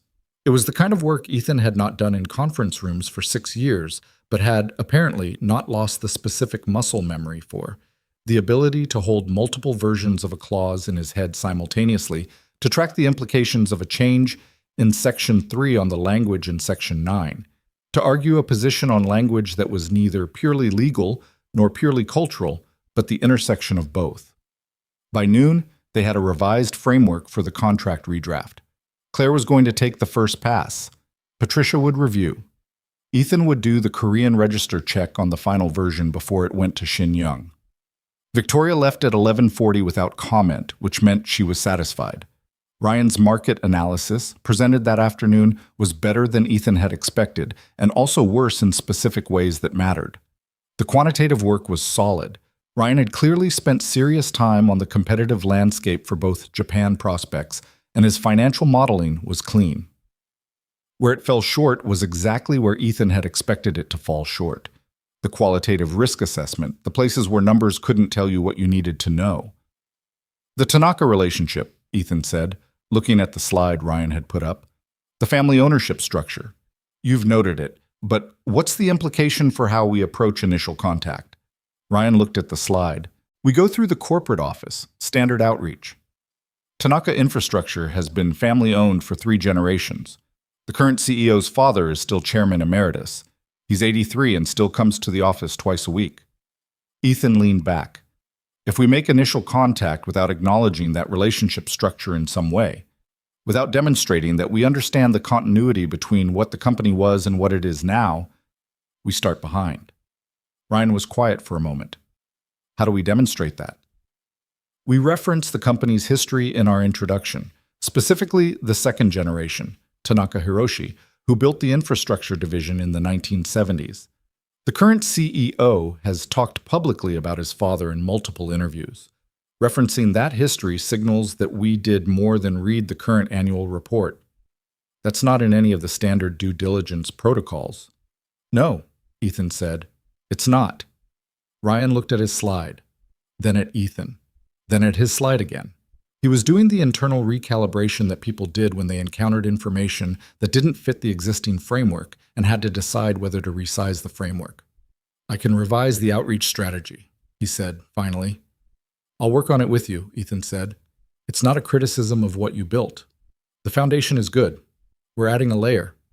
Ryan nodded. The nod was still slightly stiff, but it was real. Bria, who had been quiet through most of the afternoon, said, "The Mori Logistics prospect, there's something in the preliminary correspondence that I flagged a few weeks ago but couldn't get traction on internally." She pulled up an email chain on her screen. Their initial inquiry was formal and by the book. But their second message, the follow-up after we sent our standard capabilities deck, reads differently. The language shifted. Ethan looked at the email. He read it twice. "They're testing response time," he said. "That's what I thought, but I couldn't get anyone to commit to a faster turnaround on our reply." "How long did we take to respond?" Bria winced slightly. 6 days. He pressed his lips together briefly. "Okay, when did this happen?" 3 weeks ago. "Have we heard from them since?" "One brief acknowledgement, nothing substantive." "Send me the full chain." He looked at the ceiling for a moment, thinking. "I'll draft a response. It won't fix 6 days, but it can acknowledge the gap without explaining it in a way that makes it worse." "Acknowledge it directly?" "Indirectly, in a way that's culturally legible, as an acknowledgement without being an apology that puts us in a subordinate position." He looked at her. "There's a difference." "I'd like to see how you do that," she said. Not skeptically, with genuine interest. "I'll walk you through the draft," he said. The Mori email took him 45 minutes to write. He wrote 6 versions of the key paragraph before he had one that did what he needed it to do, that communicated awareness of the gap in response time through the register and phrasing of the message without ever referencing the gap explicitly, in a way that a Japanese business contact of that seniority would read correctly without it being stated. He showed Bria the 6 versions and explained the specific decisions in each one. She asked good questions. By the end, she could identify why the final version worked where the others hadn't. "That took 6 years of study plus 7 years of practice," he said, when she thanked him. "You're not going to get there in one afternoon, but you're asking the right questions, which is where it starts." She looked at him over her reading glasses. "You're a good teacher," she said. He wasn't sure that was true, but he took the observation as it was offered. He left the office at 5:15. He had told himself 5 o'clock and had lost track of time, which was something he remembered happening in the old life and had not happened in the building services job, where time moved in shifts with defined edges. He called Mrs. Kowalski from the elevator, and she said Maya was fine and had eaten 2 cookies and was watching a nature documentary about whales, which tracked. On the train home, he checked his email on his phone. There was a message from Dana with the subject line, "Office signage. Please confirm name as you'd like it to appear." He typed back, "Ethan Brooks, Director East Asian Partnerships." He paused for a moment with his thumb over the send button. The train moved through the dark tunnel between stops, the lights flickering briefly the way they always did at this particular point in the line, a small, consistent flaw in the infrastructure that the city had apparently decided to live with. He sent the email. At home, Maya was indeed watching whales. She was on the couch with Mrs. Kowalski, who was knitting something and watching the whales with the impartial interest of a person who had not sought this program but was making peace with it. Maya's head was resting against Mrs. Kowalski's arm. When Ethan came in, Maya looked up and said, "Dad, whales have their own language." "I know," he said, "like every pod has its own dialect." She said dialect carefully, like a word she'd recently acquired and was test driving. Scientists can tell which family a whale is from just by how it sounds. He took off his coat. That's true. She looked at him for a moment. Is that like you? Can you tell things from how people sound? He thought about that seriously, the way she'd asked it seriously. Sometimes, he said. Yeah. She nodded, satisfied, and looked back at the TV. Mrs. Kowalski met his eyes over Maya's head with the same inventory-taking expression she always used. Good day? She asked. Long, he said. Good. She made a sound that was not quite a word but meant something like, okay then, and went back to her knitting. He made dinner. Nothing complicated. Pasta, a sauce from a jar that he would have apologized for in different company, but that Maya considered an acceptable meal. They ate at the table. Maya told him 4 things about whale communication, and he listened to all 4 and asked a question about the third one that she was delighted to answer in detail. After dinner, after dishes, after the 20-minute reading time that ended at 19 minutes, because Maya fell asleep mid-chapter with the library book open on her chest and the rabbit beside her on the pillow, Ethan sat at the kitchen table with his laptop and opened the Tanaka infrastructure file. He worked until 10:30. His tea went cold. The radiator knocked in its familiar pattern. He was thinking about something Bria had said, the observation about the Mori email, about the difference between acknowledging something and stating it, about all the things that language did underneath its surface. He had spent 6 years trying not to think about any of that. He had apparently not been as successful at it as he'd believed. He closed the laptop and sat in the kitchen for a few more minutes, not thinking about anything specific, just sitting in the apartment with its familiar sounds, in the ordinary quiet of an evening that had not been ordinary in a long time.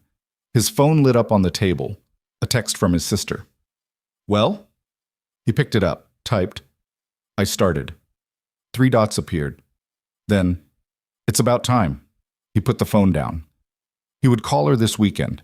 He would tell her about the tonal register issue and Ryan's market analysis and the Mori email and Bria's question about dialects, and she would listen to all of it and ask the right questions and probably say something that landed more accurately than he was prepared for, because that was what she did. But that was for the weekend. Tonight he turned off the kitchen light and checked the lock on the door and looked in on Maya, who was asleep with her mouth slightly open and the book still on her chest. He moved the book to the nightstand and turned off her lamp. He stood in the doorway for a moment in the dark.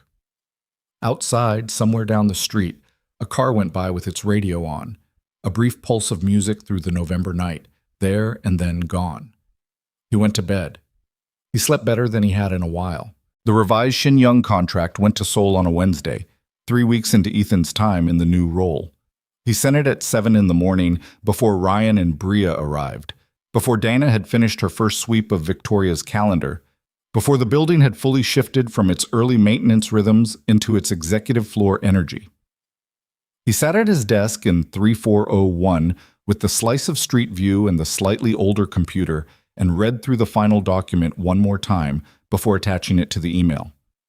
Not because he doubted the work. Claire's redraft had been good, and Patricia's review had been thorough, and his own register check had taken 4 hours over 2 evenings at the kitchen table, but because the habit of one final read before anything went out was something Mr. Cho had drilled into him in the second year of his training, and it had never left. He sent it. He closed the laptop. He went and got coffee from the machine in the small kitchen at the end of the hall that the 34th floor staff used, the one that made a sound like mild industrial distress before producing something that was technically coffee. And he stood by the window at the end of the hall and watched a pigeon work through some complicated business on the ledge of the building across the gap. The response from Shin Young's legal team came in 41 hours later.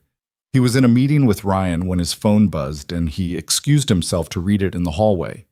It was from Choi Jun-ho directly, not the legal department's general inbox. That was the first thing he registered. The second was the length, 6 paragraphs, which for a formal business response from that office was expansive. The third was the tone, which he had to read carefully and in full before he could characterize it accurately. Positive.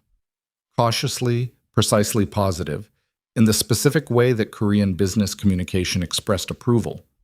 Not by saying we are pleased, but by the quality of the engagement with the document's specifics, by the precision of the questions asked, by the implicit message conveyed through what was not criticized.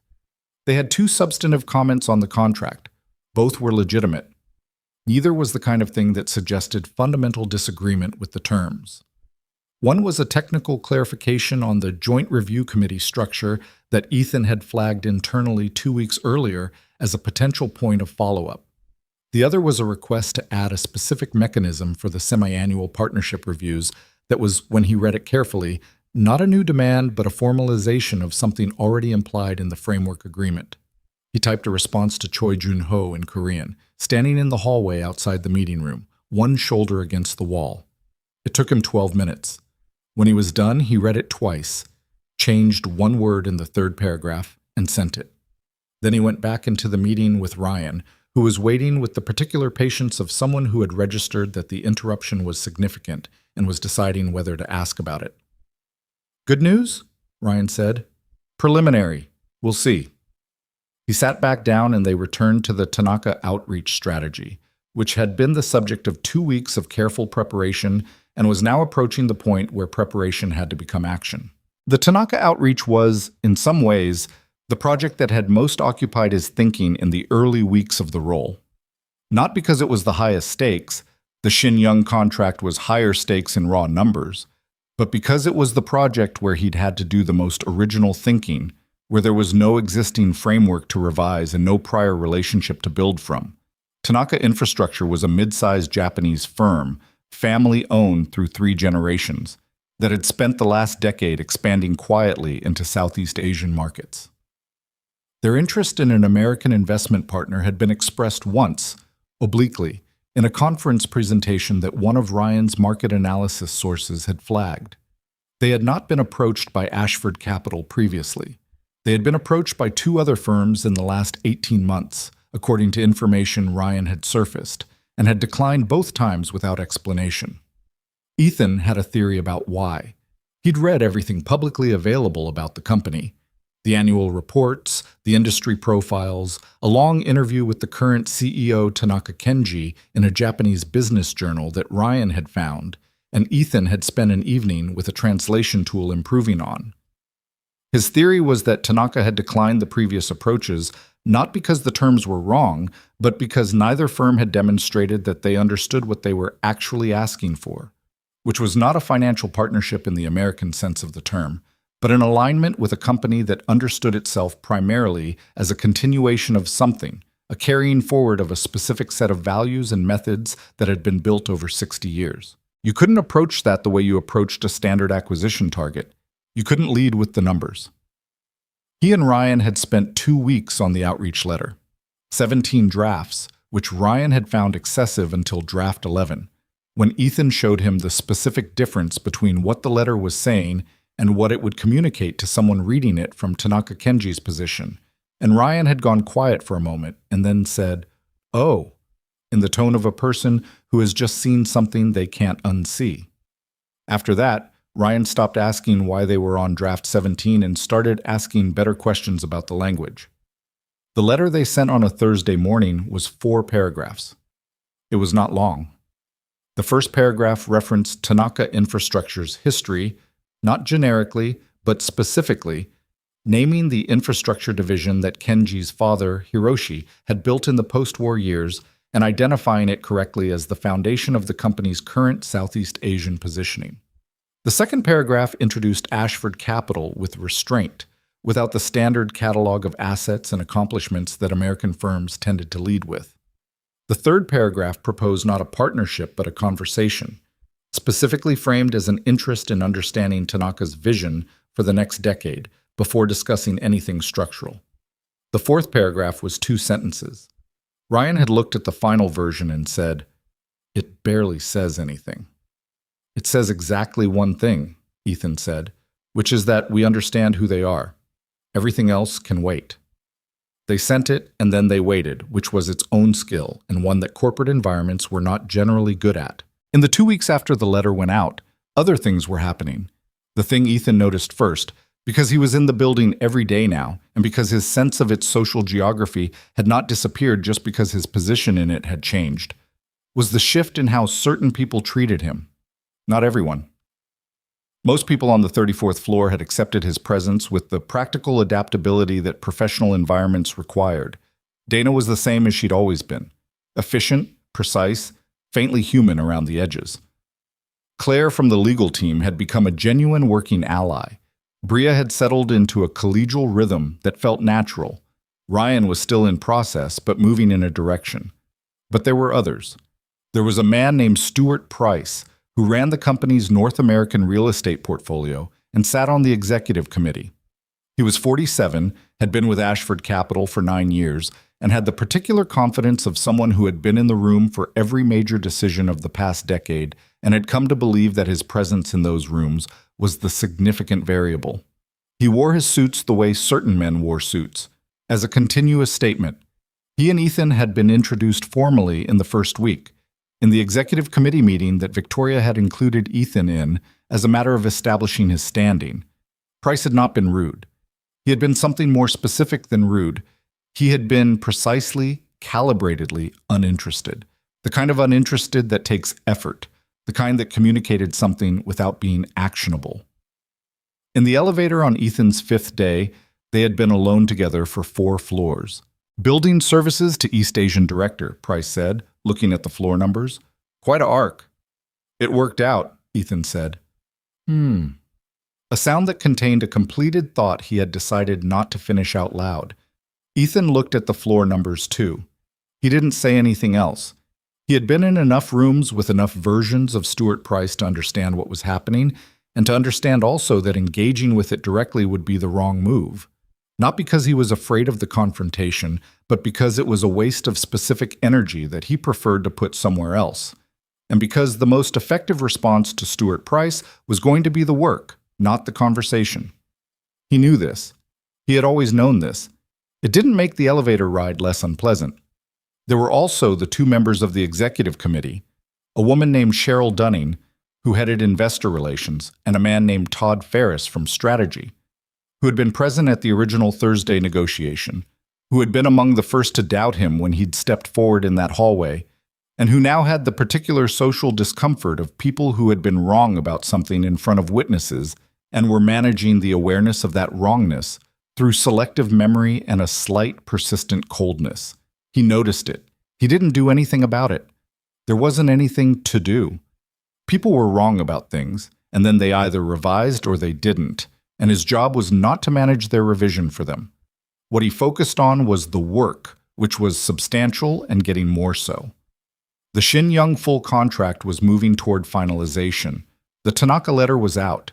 The Mori logistics correspondence, the relationship he and Bria had been carefully reconstructing after the 6-day response gap, had progressed to a point where a video call was being scheduled for the following month. Ryan had revised his market analysis framework for both Japan prospects in ways that Ethan had been genuinely impressed by. The kid was smart, and once he understood what he was actually supposed to be analyzing, he moved fast. The thing that surprised Ethan most about the role, 4 weeks in, was how much of it was teaching. Not formally, there was no curriculum, no structure to it, but constantly, in the small exchanges of a working day, in the hallway conversations and the margin notes, and the hour he'd spent with Bria on a Tuesday afternoon walking through the Mori email draft, explaining the specific mechanics of what made it work. He hadn't expected to find that satisfying. He hadn't thought much about it as a component of the job, but there was something in watching Ryan catch himself mid-draft and ask a question about register rather than just pushing through, or in watching Bria identify a tonal issue in a Japanese response email without being prompted. Something in that was worth something. He called it teaching because he didn't have a better word for it, though what it felt like was closer to something his old instructor Mr. Cho had said once, in passing, at the end of a long training session. The point of learning something well is that it doesn't stay in you, it moves. He'd been 25 when Cho said that, and had written it in the margin of his notes without fully understanding it. He thought about it on the train home sometimes now. It was a Friday afternoon, his 5th week, when Marcus Hale came to his office. Ethan was at his desk reviewing a preliminary document from Mori Logistics, a capabilities summary they'd sent as part of the pre-call preparation, when he heard the knock. Marcus was in the doorway, jacket on, the way he always was before 9, which meant he'd been somewhere else before this and had come here with intention. "You have a minute?" Marcus said. "Yes." Marcus came in and sat in one of the chairs across from the desk. He looked around the office briefly. The files organized along one wall, the whiteboard Ethan had added last week and covered in a network of Korean and English terms connected by lines, the photograph of Maya on the corner of the desk that was the only personal item in the room. "How's it going?" Marcus said. "The Shinyung contract is in final review." Tanaka responded to our initial outreach. "Mori call is scheduled for December 10th. Marcus waved a hand slightly. "I don't mean the portfolio. I mean generally. How is it going?" Ethan looked at him. In the week since his first day, his relationship with Marcus had developed into something functional. Not warm, not the kind of thing you'd call easy, but genuine in the way that relationships between people who respected each other's competence and didn't particularly need each other to be something they weren't could be genuine. "Fine," Ethan said. "I'm finding my footing." "I heard about Price, the elevator." "I didn't say anything about that." "I know you didn't. Someone else was in the lobby when he said it." Marcus's jaw moved slightly. "I want you to know that's not something I endorse." "I didn't think it was." Price has been here a long time. He has a particular sense of how things work and who belongs where. He's not going to change in a month." "I'm not expecting him to change in a month." Marcus looked at him. "Does it bother you?" Ethan considered the question honestly. "It bothers me the amount that it bothers me," he said, "which I'm managing." Marcus was quiet for a moment. He had his hands on the arms of the chair in the way he did when he was processing something. Not tension, just the physical manifestation of thinking. "Victoria's presenting the Shinyung framework to the full board next Thursday," he said. "She's going to reference your role specifically, the clause catch, the audit demand interpretation." He paused. "I want you to be prepared for the fact that not everyone on the board has the full picture yet. Some of them are going to have questions about your background." "You mean questions about my previous job?" "Yes." "That's fine," Ethan said. "I'd rather they have questions than assumptions." "Cheryl Dunning is going to be in that room." "I know. She was one of the people in the hallway. When you first—" "I know." Marcus stopped. He looked at Ethan with an expression that was the closest he'd come in 5 weeks to something like directness. "She's been telling people that Victoria made an impulsive decision, that bringing you in the way she did was a risk that happened to work out, but that doesn't represent sound management process." The room was quiet. The pigeon was back on the ledge of the opposite building. "What does Victoria say to that?" Ethan asked. "Victoria doesn't engage with it directly, which is her way." He paused. "But the board presentation is partly a response to it. She's making the case with results." Ethan let this sit for a moment. He was thinking about Cheryl Dunning's face in that hallway on a Thursday in November. The quick calculation he'd seen in it when he'd stepped forward, the way she'd looked at Marcus rather than at him, the way she had treated the next 4 hours as something to be observed from a careful distance. He was also thinking about something else, about the specific shape of what Marcus was telling him. Not just that Cheryl had doubts, but that the doubts were being voiced in ways that had reach, that they were landing somewhere. He had been in corporate environments before. He knew how this worked. "Is the board likely to be a problem?" he asked. "I don't think so. The numbers are going to speak clearly, but you should know the room you're walking into." "I'm not presenting to the board." "No, but Victoria will reference you, and if there are questions, she may call on you to speak to specific points. I'm giving you advance notice so you're not caught off guard." He nodded. "Thank you." Marcus stood. He straightened his jacket in the habitual way. He paused at the door. "I owe you an apology," he said, not looking at Ethan when he said it, looking at the doorframe. "Not just for the hallway, for the elevator. I should have said something to Price directly when it was reported to me. I didn't, and I'm telling you now so you know where I stand." Ethan looked at him. "Okay," he said. "Okay," Marcus said, and left. Ethan turned back to the Mori Logistics document on his desk. He read the same paragraph twice before the meaning settled. Then he picked up his pen and made a note in the margin and kept reading. The board meeting was Thursday at 2. He wasn't in the room. He was in his office working through the Tanaka response. They had heard back from Tanaka Kenji's office 10 days after the letter, a brief, formal acknowledgement that had made Ryan exhale audibly across the hall. When Dana appeared in his doorway at 2:40 and said, "Victoria would like you in the boardroom." He had not brought anything to prepare. He'd known this might happen and had decided, after some thought, that walking in with materials would look like he'd been expecting to be called, which would look like presumption, and that walking in empty-handed would be read as either confidence or recklessness, one of which was fine. The boardroom was on the 36th floor, 2 above the executive suites, and it was the most formally designed space in the building. A long table of pale wood rather than dark, high-backed chairs, a wall of windows, the city spread out below in the December afternoon light, in the specific way that made you aware of how high up you were. There were 11 people at the table. Victoria at the head, Marcus to her right, Stuart Price 3 seats down on the left, his expression the composed neutral of a man in a meeting. Cheryl Dunning across from Marcus, with the focused attention of someone tracking multiple things simultaneously. Todd Ferris beside her, 6 other faces that Ethan cataloged quickly. He stood near the door. Victoria introduced him in one sentence. "This is Ethan Brooks, who I mentioned earlier, our Director of East Asian Partnerships," with the deliberate brevity of someone who understood that over-introduction was its own kind of problem. "Mr. Brooks," said the board chair, a woman in her 60s named Eleanor Voss, who had the precise bearing of someone who had been running rooms like this for 30 years and had stopped needing to demonstrate it. "You were the interpreter on the initial Shin Young session." "Yes." "And you identified the clause discrepancy during the preparatory review." "Yes." "Before the session." "That morning, I'd been given access to the documentation a few hours before the delegation arrived." "And the audit demand. Victoria mentioned that you provided context in the room during the session itself." "I offered an observation. She made the decision." Eleanor Voss looked at him for a moment. She had the quality of someone who listened to what people didn't say as carefully as what they did. "Can you explain briefly what the observation was?" He did. He kept it to 3 minutes, which was the right length for a boardroom that had been in session for 45 minutes already. When he finished, Eleanor Voss nodded slowly. "And how did you know that was a trust test rather than a genuine demand?" "I'd seen it before. Not that specific mechanism, but that category of request, in my previous work." "Your previous work as an interpreter?" "Yes."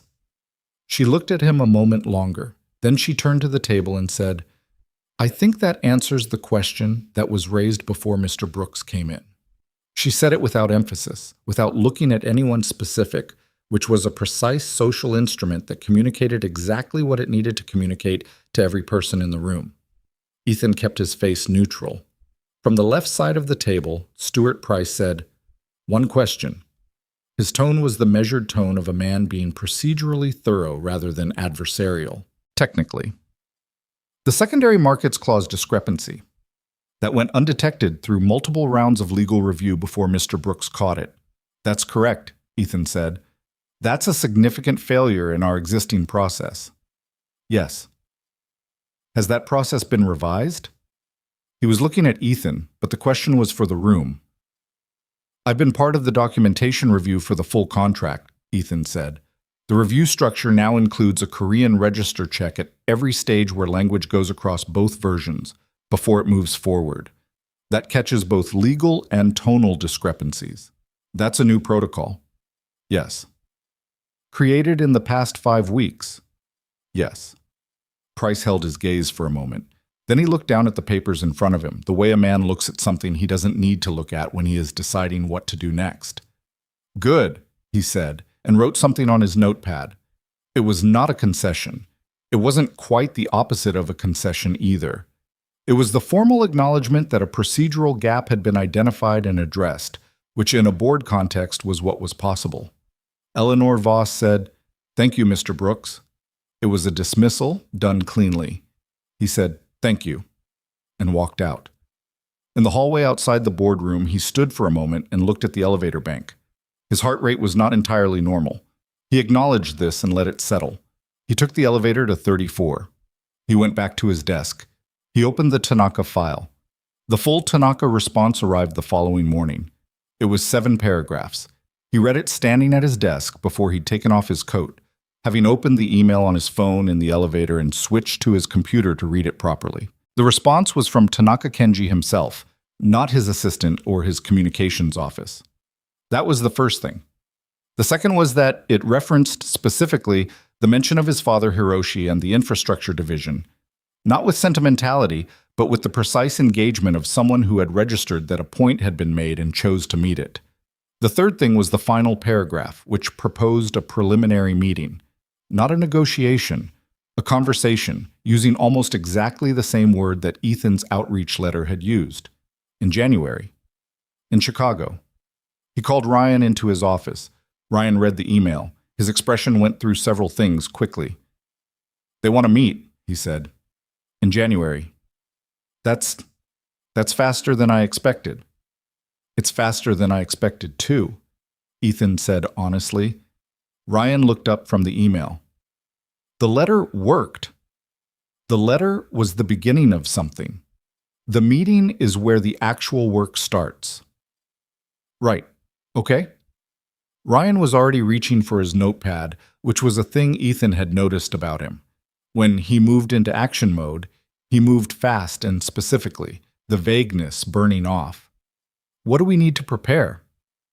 First, we need to send a response that accepts the invitation with the right level of formality and sets a tone for the meeting without overstructuring it. I'll draft that this morning. He paused. Second, you're going to need to build a full company profile on Tanaka infrastructure that goes considerably deeper than what we have. I want the full history, not just Hiroshi back to the original founding. I want the competitive positioning in their current Southeast Asian markets. I want any public statements from Kenji in the last 3 years. All of that by when? We have 6 weeks. But I want to start now because there will be things we find that generate more questions, and I want time for those questions. Ryan nodded, writing, then he stopped. Should I tell Bria? Ethan looked at him. Why are you asking me that? Ryan looked back. Then something shifted in his expression. A small recalibration. You're right. I'll tell her. He went back to his office. He had the right instinct. He was learning to trust it. Ethan drafted the Tanaka response in 40 minutes. He sent it before noon. Then he sat back in his chair and looked at the photograph of Maya on the corner of his desk. Her in the park last summer, squinting slightly into the sun with the specific combination of her mother's eyes and her own entirely independent expression. He thought about Cheryl Dunning's face in the boardroom, about Eleanor Voss's precise dismissal of whatever objection had been raised before he'd been called in, about Price writing something on his notepad that was either a capitulation or the opposite of one, or something in between. He thought about his neighbor, Mrs. Kowalski, and her leftover pierogies, about Raymond saying good morning back, about the cart with the fixed wheel that he didn't need anymore, and that was probably assigned to someone else now and was rolling quietly through the halls of a building he still walked into every morning, just through a different door. He had not made the story of the past 5 weeks into something it wasn't. He had not decided that it meant more than it meant, or that the harder things, Price, Dunning, Ferris, the coldness that some people would probably carry toward him for the full duration of his time here, were going to resolve neatly. They probably weren't. But the Tanaka email was real. The Shin-Young contract was real. The hour with Bria on the Mori draft was real. Ryan asking which question to ask instead of assuming the answer. That was real. He picked up his pen and opened the next file. Outside his window, through the gap between buildings, the December street was doing its usual afternoon business, pedestrians with their heads down against the wind, a delivery truck double parked, the lights already starting to matter in the early dark that December brought to the city whether you were ready for it or not. He worked until 5:30. He took the train. He picked up Maya from Mrs. Kowalski, who reported that she had been working on something at the kitchen table all afternoon but would not say what. In the apartment, on the table, was a drawing, a large one, on the back of a grocery bag that Mrs. Kowalski had apparently provided. It depicted a bear at a desk, with papers around it and a window behind it with a city visible through the glass. The bear had a very serious expression. On the desk in the drawing was a small framed picture which Maya had labeled, in careful first-grade printing, Maya and Dad. Below the drawing she had written, "For your office." He stood at the kitchen table looking at it for a moment. "Does it look like your office?" she asked from the couch where she was watching him watch the drawing. "It looks exactly like my office," he said. "I made the bear have the same face as you." "You did a good job." She turned back to her book, satisfied. He folded the drawing carefully along one edge and put it in his bag to take in the morning. It was on his wall by 8:15 the next day, held up with 2 pieces of tape, slightly crooked, next to the whiteboard with its network of connected terms. Bria walked by his open door at 9, stopped, looked at the drawing, looked at him. "Is that a bear with a briefcase?" "It's a bear at a desk. My daughter made it." Bria looked at it again. "The expression is very accurate," she said, and kept walking. He sat down and opened his email. There was a message from Choi Jun-ho, time-stamped 11 p.m. Seoul time. It was brief, 3 sentences.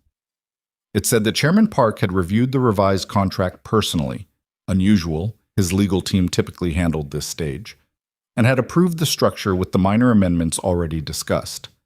It said the formal signing would be scheduled for January, concurrent with the preliminary Tanaka meeting if the calendar aligned, which Choi suggested with a specific practicality that made Ethan think he'd already looked at the calendar. The last sentence said, "The chairman asks that you be present at the signing, not the Ashford Capital team, not the interpreter, you." He read it 3 times. He wasn't sure why he read it 3 times. The meaning didn't change. He put the phone down. He looked at Maya's drawing on the wall, the serious bear at its desk, the small labeled picture within the picture. Then he opened the next file and went to work. January came in cold and flat, the way Chicago Januaries did when they weren't being dramatic about it. No blizzard, no ice storm, just a steady, pressurized gray that settled over the city and stayed there like something that had decided it belonged. Ethan had been in the role for 7 weeks. The Shinyang signing was scheduled for January 15th. The preliminary Tanaka meeting was the 14th. Choi Jun-ho had been right about the calendar alignment. It had taken 1 exchange of emails to confirm that Tanaka Kenji's travel window overlapped with Chairman Park's Chicago visit, and then the 2 events had arranged themselves into consecutive days with a tidiness that Ethan chose not to read too much into, because in his experience, things that looked tidy from a distance were usually complicated up close. He was at his desk on a Tuesday morning, 9 days before the 14th, when Ryan knocked and came in without waiting, which was a thing Ryan had started doing in the past 3 weeks, a small behavioral shift that Ethan had noticed and filed as a marker of something changing in the working dynamic between them. "Tanaka's advance team sent the pre-meeting questionnaire," Ryan said. He had a printout. He set it on the desk. Ethan looked at it. It was 3 pages, in Japanese, with an English translation attached that Ryan had clearly run through a translation tool before printing, because several of the phrases had the slightly tilted quality of machine-translated formal Japanese. "Their advance team sent this in Japanese first," Ethan said. "Yes." "That's a test." Ryan looked at the paper. "Of what?" "Of whether we can engage with it in Japanese or whether we route it through a translation service and send back something that reads like it went through a translation service." He picked up the questionnaire and scanned the Japanese version.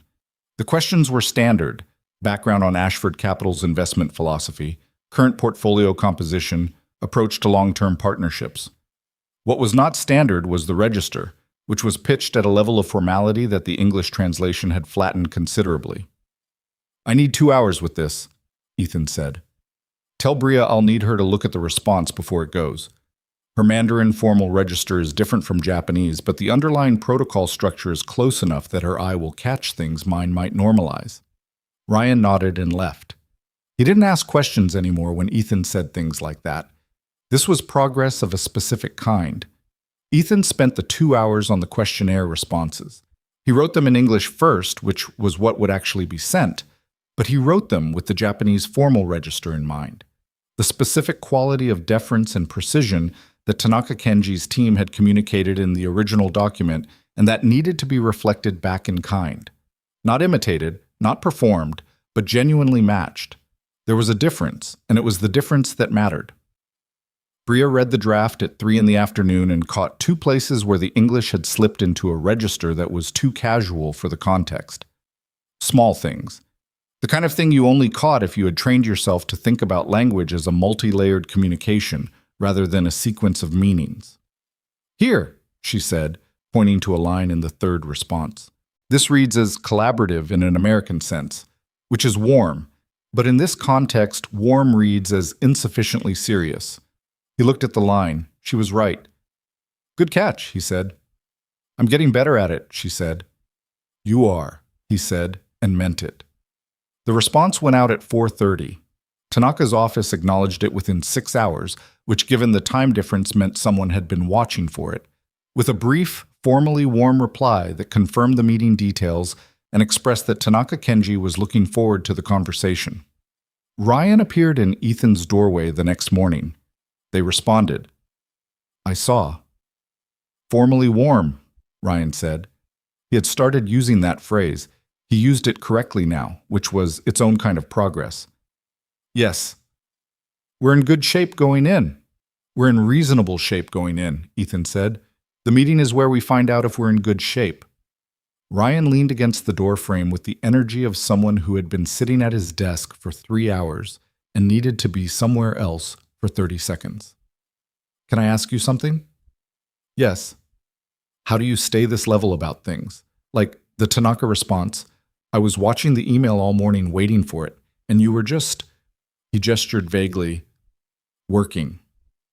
Ethan thought about how to answer that honestly. I'm not level, he said. I just do the parts I can do and try not to spend a lot of energy on the parts I can't control until they arrive. That's easier said than done. Most things are. He looked at Ryan. Also, I've had enough high-stakes situations not go the way I expected that I've stopped assuming I know which way they're going to go, which sounds pessimistic, but it's actually the opposite. Ryan looked at him for a moment. How long did it take you to get there? Ethan considered. Longer than 7 weeks in a new job, he said. Go back to work. Ryan went back to work. The truth of it, which he hadn't said to Ryan and wouldn't have found easy to say to anyone, was that what passed for levelness in him was not entirely a developed professional skill. Some of it was just the residue of having survived something that made most professional anxieties feel proportionate by comparison. When you had stood in an airport in Seoul with a phone ringing in your hand and felt the bottom of your entire life drop out, the distance between that and a contract negotiation going sideways was wide enough to navigate. He didn't say this because it wasn't a useful thing to say in a work context, and also because he genuinely did not want to be the person who invoked personal tragedy as a credential. It was just true, the way certain things were true and didn't need to be performed. He went back to his own work. The January 14th meeting with Tanaka Kenji was in the large conference room on the 32nd floor, the walnut table room, the one Ethan had cleaned approximately 200 times over the previous 2 years. He had not pointed this out to anyone, and no one had pointed it out to him. He wasn't sure if that was because people didn't think about it or because they were being careful not to think about it in front of him. Either way, he appreciated the absence of ceremony around it. Tanaka Kenji arrived with 4 people, an executive assistant, a financial advisor, a woman who appeared to be legal counsel and said very little throughout the meeting, and a man in his 50s named Watanabe, who was introduced as a senior advisor but who, Ethan quickly understood, was actually the person whose read on the meeting would carry the most weight with Kenji afterward. Watanabe was the kind of person who watched rather than spoke, who you might fail to account for if you were focused on the more verbally active people in the room. Ethan accounted for him. The meeting was not a negotiation. It was a conversation, as both sides had agreed, and the distinction was real. There were no documents on the table, no term sheets, no agenda distributed in advance. Victoria had initially pushed back on this structure, wanting at least a capabilities presentation. And Ethan had spent 30 minutes in her office explaining why the presentation would be the wrong move. We're not selling to them, he said. They already know what we are. They looked us up the moment they got our letter. What they don't know yet is whether we understand what they're doing, why they're doing it, and whether we're the kind of partner that won't require them to constantly translate themselves. Victoria had looked at him. And the meeting accomplishes that how? By being what we said it would be, a conversation. If we show up with a slide deck, we've already told them we said one thing and meant another. She'd agreed. The meeting was a conversation. Tanaka Kenji was 61, with a quiet, deliberate manner and the quality of someone who had inherited something meaningful and had spent his career trying to be worthy of it rather than simply extending it. His English was good, better than he let on initially, which was its own kind of assessment tool. For the first 20 minutes, he spoke mostly in Japanese, with Ethan providing the English rendering to Victoria and Marcus, and Ethan could see Kenji register, somewhere in the second exchange, that the translation was coming back not just accurately, but with the weight of each statement preserved. He said something in Japanese that was the equivalent of, "The interpretation is very good." Ethan translated it for the room, and then, in Japanese, thanked him. Kenji looked at him. It was the same look Chairman Park had given him in November. The small recalibration, the door opening a degree. The conversation moved through Tanaka Infrastructure's history, through the Southeast Asian expansion, through Kenji's vision for what a partnership with an American investment firm would need to look like to be worth the structural complication it would introduce. He did not talk about numbers. He talked about philosophy, about the difference between firms that wanted access to markets and firms that wanted to build something in them, about a specific project in Vietnam that his father had begun in the 1980s and that was still operating 30 years later along the principles Hiroshi had set for it. Victoria listened. She was good at listening when she understood the purpose of it. At one point, Kenji asked her directly, in English, the first sustained English he'd used, what she thought the purpose of a long-term partnership was. The room got the particular quiet that rooms get when a question has more riding on it than the words themselves. Victoria was quiet for a moment. Ethan watched her think, and he had learned enough about how she thought by now to recognize that she was not managing her answer. She was finding it. "I think the purpose is to build something that neither party could build alone," she said, "and to be honest enough with each other about what that requires, even when it's uncomfortable, so that what you build actually works." She paused. "I'm not interested in a relationship that looks successful in the first year and falls apart in the fourth. I've seen enough of those." Ethan watched Kenji receive this. He didn't translate it. It had been said in English, but he watched Watanabe, the senior advisor, write something brief in a small notebook. That was the moment. Not the only moment, but the one that would matter most when Kenji's team reviewed the meeting afterward. The conversation ran 2.5 hours. When it ended, Kenji stood and shook hands with Victoria first, then Marcus, then Ethan.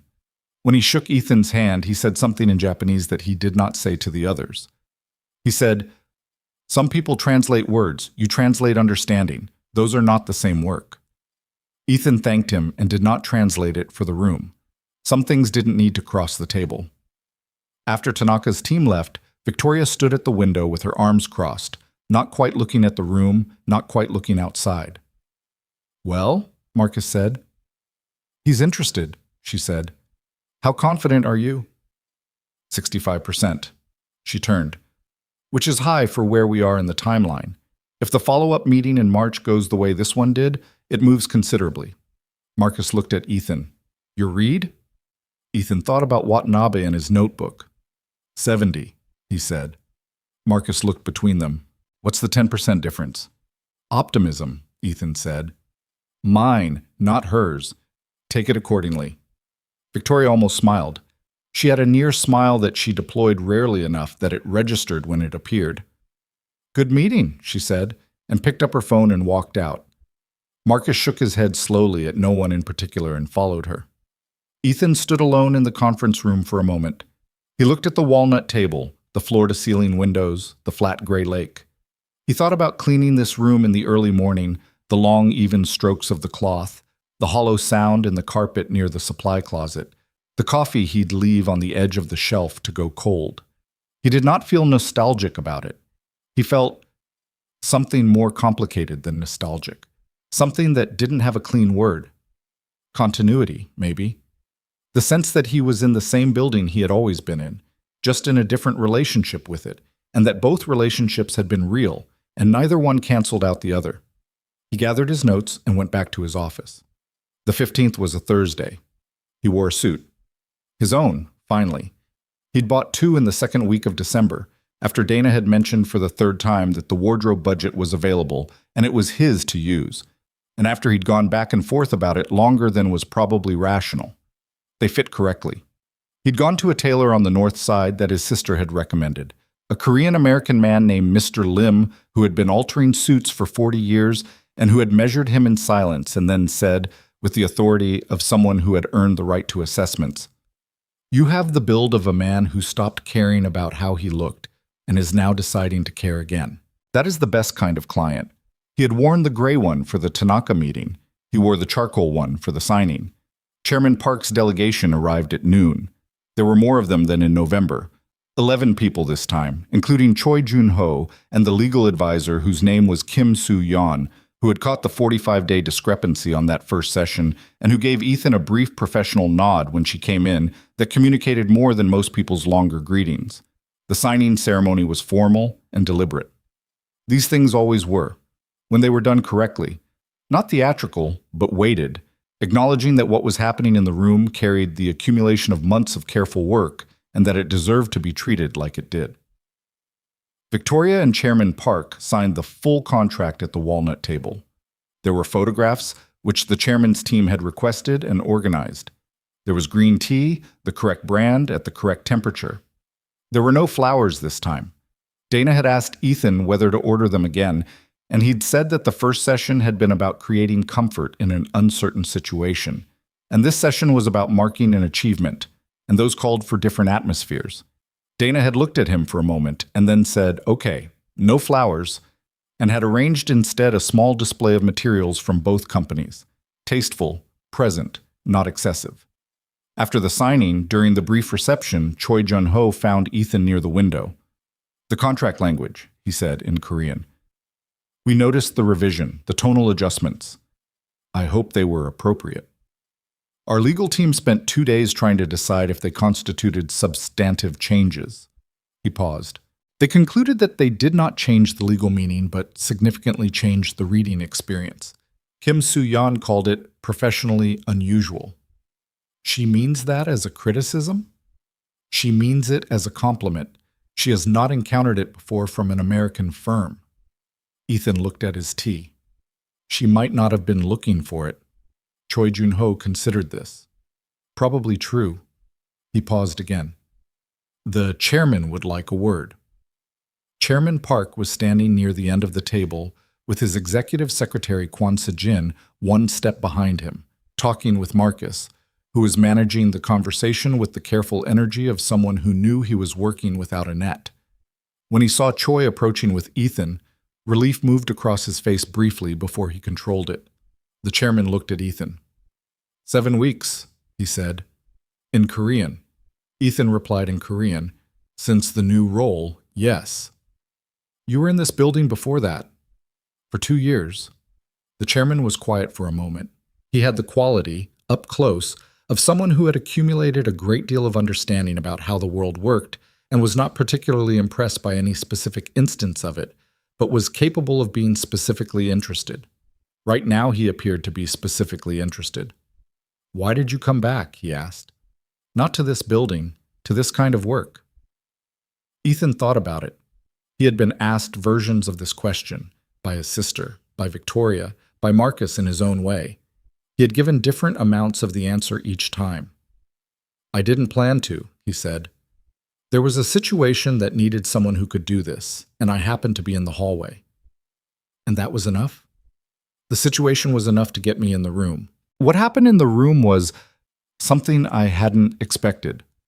He paused.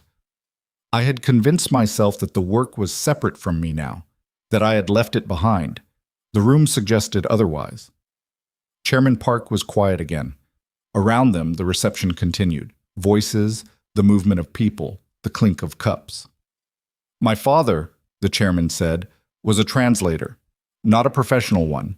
He was a mechanic who happened to speak 3 languages because of where he was born and the wars that happened while he was growing up. During the Reconstruction period, companies needed people who could move between worlds, and my father could do it. He did it for 20 years while also fixing engines. A pause. He did not think of it as anything significant. He thought of it as a practical skill, something that was needed and that he happened to have. Ethan looked at him. The most useful people, the chairman said, rarely understand their own usefulness until someone shows them. He said it without sentimentality, as an observation, as the kind of thing you said when you had lived long enough to have seen it proved enough times that it felt like a principle rather than an opinion. Ethan was not going to pretend that didn't land. Thank you, he said simply. The chairman nodded. He glanced at Kwon Se-jin, who moved forward to signal the next thing on the schedule. He looked back at Ethan one more time. The January follow-up on implementation, he said. I expect you'll be leading. Yes. Good, he said, and moved on to his next conversation. Ethan stood where he was for a moment. From across the room, he caught Victoria's eye. She was talking to Kim Soo-yeon in English, which Kim apparently could manage when the context called for it. And she gave Ethan a look that wasn't a smile and wasn't anything else specific, but communicated, in the shorthand they had developed over 7 weeks of working closely in high-stakes situations, that she had registered what had just happened and considered it significant. He gave a small nod back. She returned to her conversation. Marcus appeared at his elbow. What did he say to you? We talked about translation. Marcus looked at him. That's it? That's most of it. Marcus looked like a man who had learned that pressing Ethan for more than he offered was not a productive use of effort. The room went well, he said instead. It did. The implementation timeline is tight. February 1st for the first operational review. I know. Ryan's going to need to scale up the market analysis for the secondary territory question. That needs to be ready before Marcus. Ethan looked at him. It's today. Let it be today for a few more hours. Marcus stopped. He looked at Ethan with an expression that moved through several things and then settled somewhere that was, for Marcus Hale, unusually unguarded. Yeah, he said. Okay. He moved off toward the other side of the room. The reception wound down at 3. The Shin-young delegation left with the efficiency of people whose schedule had been planned to the half hour. Dana began the quiet work of restoring the room to its standard configuration. Claire from the legal team was taking photographs of the signed documents for the archive. Bria was talking to one of the junior members of the Shin-young legal team about something that looked genuinely interesting to both of them. Ethan put on his jacket. He had a 5:15 train if he was going to make the school pickup, and it was his Friday, and some arrangements did not bend regardless of what else was happening. He was at the elevator when he heard Victoria behind him. Brooks? He turned. She was walking toward him with her jacket already on, which was unusual for this time of day. Good today, she said. Yes. She stood in front of him with the direct, economical manner that he had come to understand was not coldness, but efficiency. The communication style of someone who had learned that most of the decorative layers of professional conversation were not load-bearing. I want to talk about the Tanaka follow-up structure, she said, and the Mori call in 2 weeks, and the Q2 Japan strategy more broadly. Monday, he said. I have a school pickup. She looked at him. Then, Monday, 9 o'clock. 9 works. The elevator arrived. He got in. She stayed where she was. As the doors began to close, she said, Tell her we said well done. He was not sure she'd said it. The doors closed before he could respond. He stood in the elevator as it dropped and thought about that, about the particular thing it was, for a person like Victoria Ashford to say something like that, and what it had cost her in the economy of her self-presentation, and what it meant that she had said it anyway. The lobby was its January self, marble floors tracked with slush, the security desk with Terrence behind it, the revolving door breathing cold air in each time someone passed through. Raymond was at the service desk, and he looked up when Ethan crossed the lobby and gave the same slow nod he'd given on Ethan's first morning coming through the front. Ethan nodded back. He pushed through the revolving door and stepped out onto the sidewalk. The cold was immediate and total, the kind that didn't build but simply was, every exposed surface of skin registering it at once. He pulled his coat closed and started walking toward the train, and the city did what it always did, moved around him, indifferent and alive. The street noise and the wind and the smell of something from a food truck 2 blocks down and a cab splashing through a puddle at the intersection, and somewhere a dog barking at something it had decided was worth the attention. He thought about his sister, who he needed to call this weekend. About Mrs. Kowalski, who had a doctor's appointment next Tuesday that she hadn't made a big thing of but that he'd noted and would follow up on. About the Mori call in 2 weeks, and the Tanaka meeting in March, and the implementation review in February, and the stack of files on his desk that would be there Monday morning. He thought about a box in a closet and a protocol guide with Mr. Cho's handwriting in the margins and a photograph of a group of people in Seoul, all of them young and aimed at something. He thought about a cart with a loose wheel ticking down a corridor under fluorescent light, the sound of it so familiar it stopped being a sound at all. He thought about none of these things being wasted. That was the thing he kept returning to, the thing he hadn't expected to feel when any of this started. Not vindication, not the satisfaction of a comeback story resolving itself, but something quieter and stranger than that.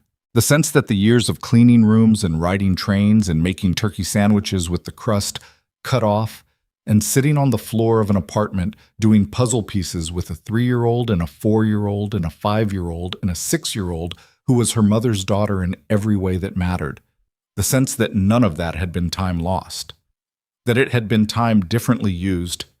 That the person who had walked into the 32nd floor conference room in November and caught a contractual discrepancy before a $50 million negotiation was not a different person from the one who had pushed the cart down that same corridor 6 hours earlier.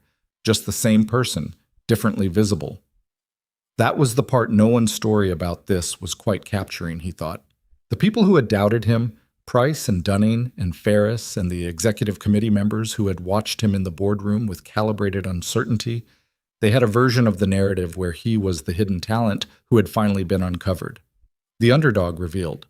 And there was truth in that, enough truth that he didn't argue with it. But what it missed was that the 6 years had not been an interruption. They had been something he'd chosen, with full knowledge of what he was giving up, because some things mattered more than career positioning, and his daughter's first words and first steps and first day of school and every morning after that had been some of those things. He had not been waiting to be found. He had been living a life that was complete on its own terms, that would have stayed complete even if no one had ever had an interpreting emergency on a Thursday in November. The Tanaka meeting had happened. The Shin-Young contract was signed. His name was on a door on the 34th floor and in the inbox of Chairman Park's legal team, and in the preliminary correspondence file of Tanaka Infrastructure's executive office. And he still made the Friday school pickup. He still made Maya's lunch with the crust cut off. He still called his sister on weekends and ate pierogies from Mrs. Kowalski and rode the train in the second-to-last car. The world had a tendency to tell a particular kind of story about people like him. The hidden genius, the overlooked talent, the dramatic reversal. Those stories were satisfying in the way certain foods were satisfying, quickly and completely, and then you were looking for the next one. He understood the appeal. He just didn't think it was the true story. The true story was less dramatic and more durable. It was about what happened when you stopped deciding that the life in front of you was a lesser version of the life you were supposed to have. It was about a cart with a loose wheel and a box in a closet and a daughter who drew bears with briefcases and the specific patience required to let the right moment arrive without spending every day hollowed out by waiting for it. He was thinking about this and not particularly thinking about it. The way you think about things when you've turned them over enough times that they've found their shape. When he got to the school. Maya came out in her too big coat, carrying a paper that flapped in the wind, her hair partly escaped from the morning's ponytail in the way it always was by afternoon.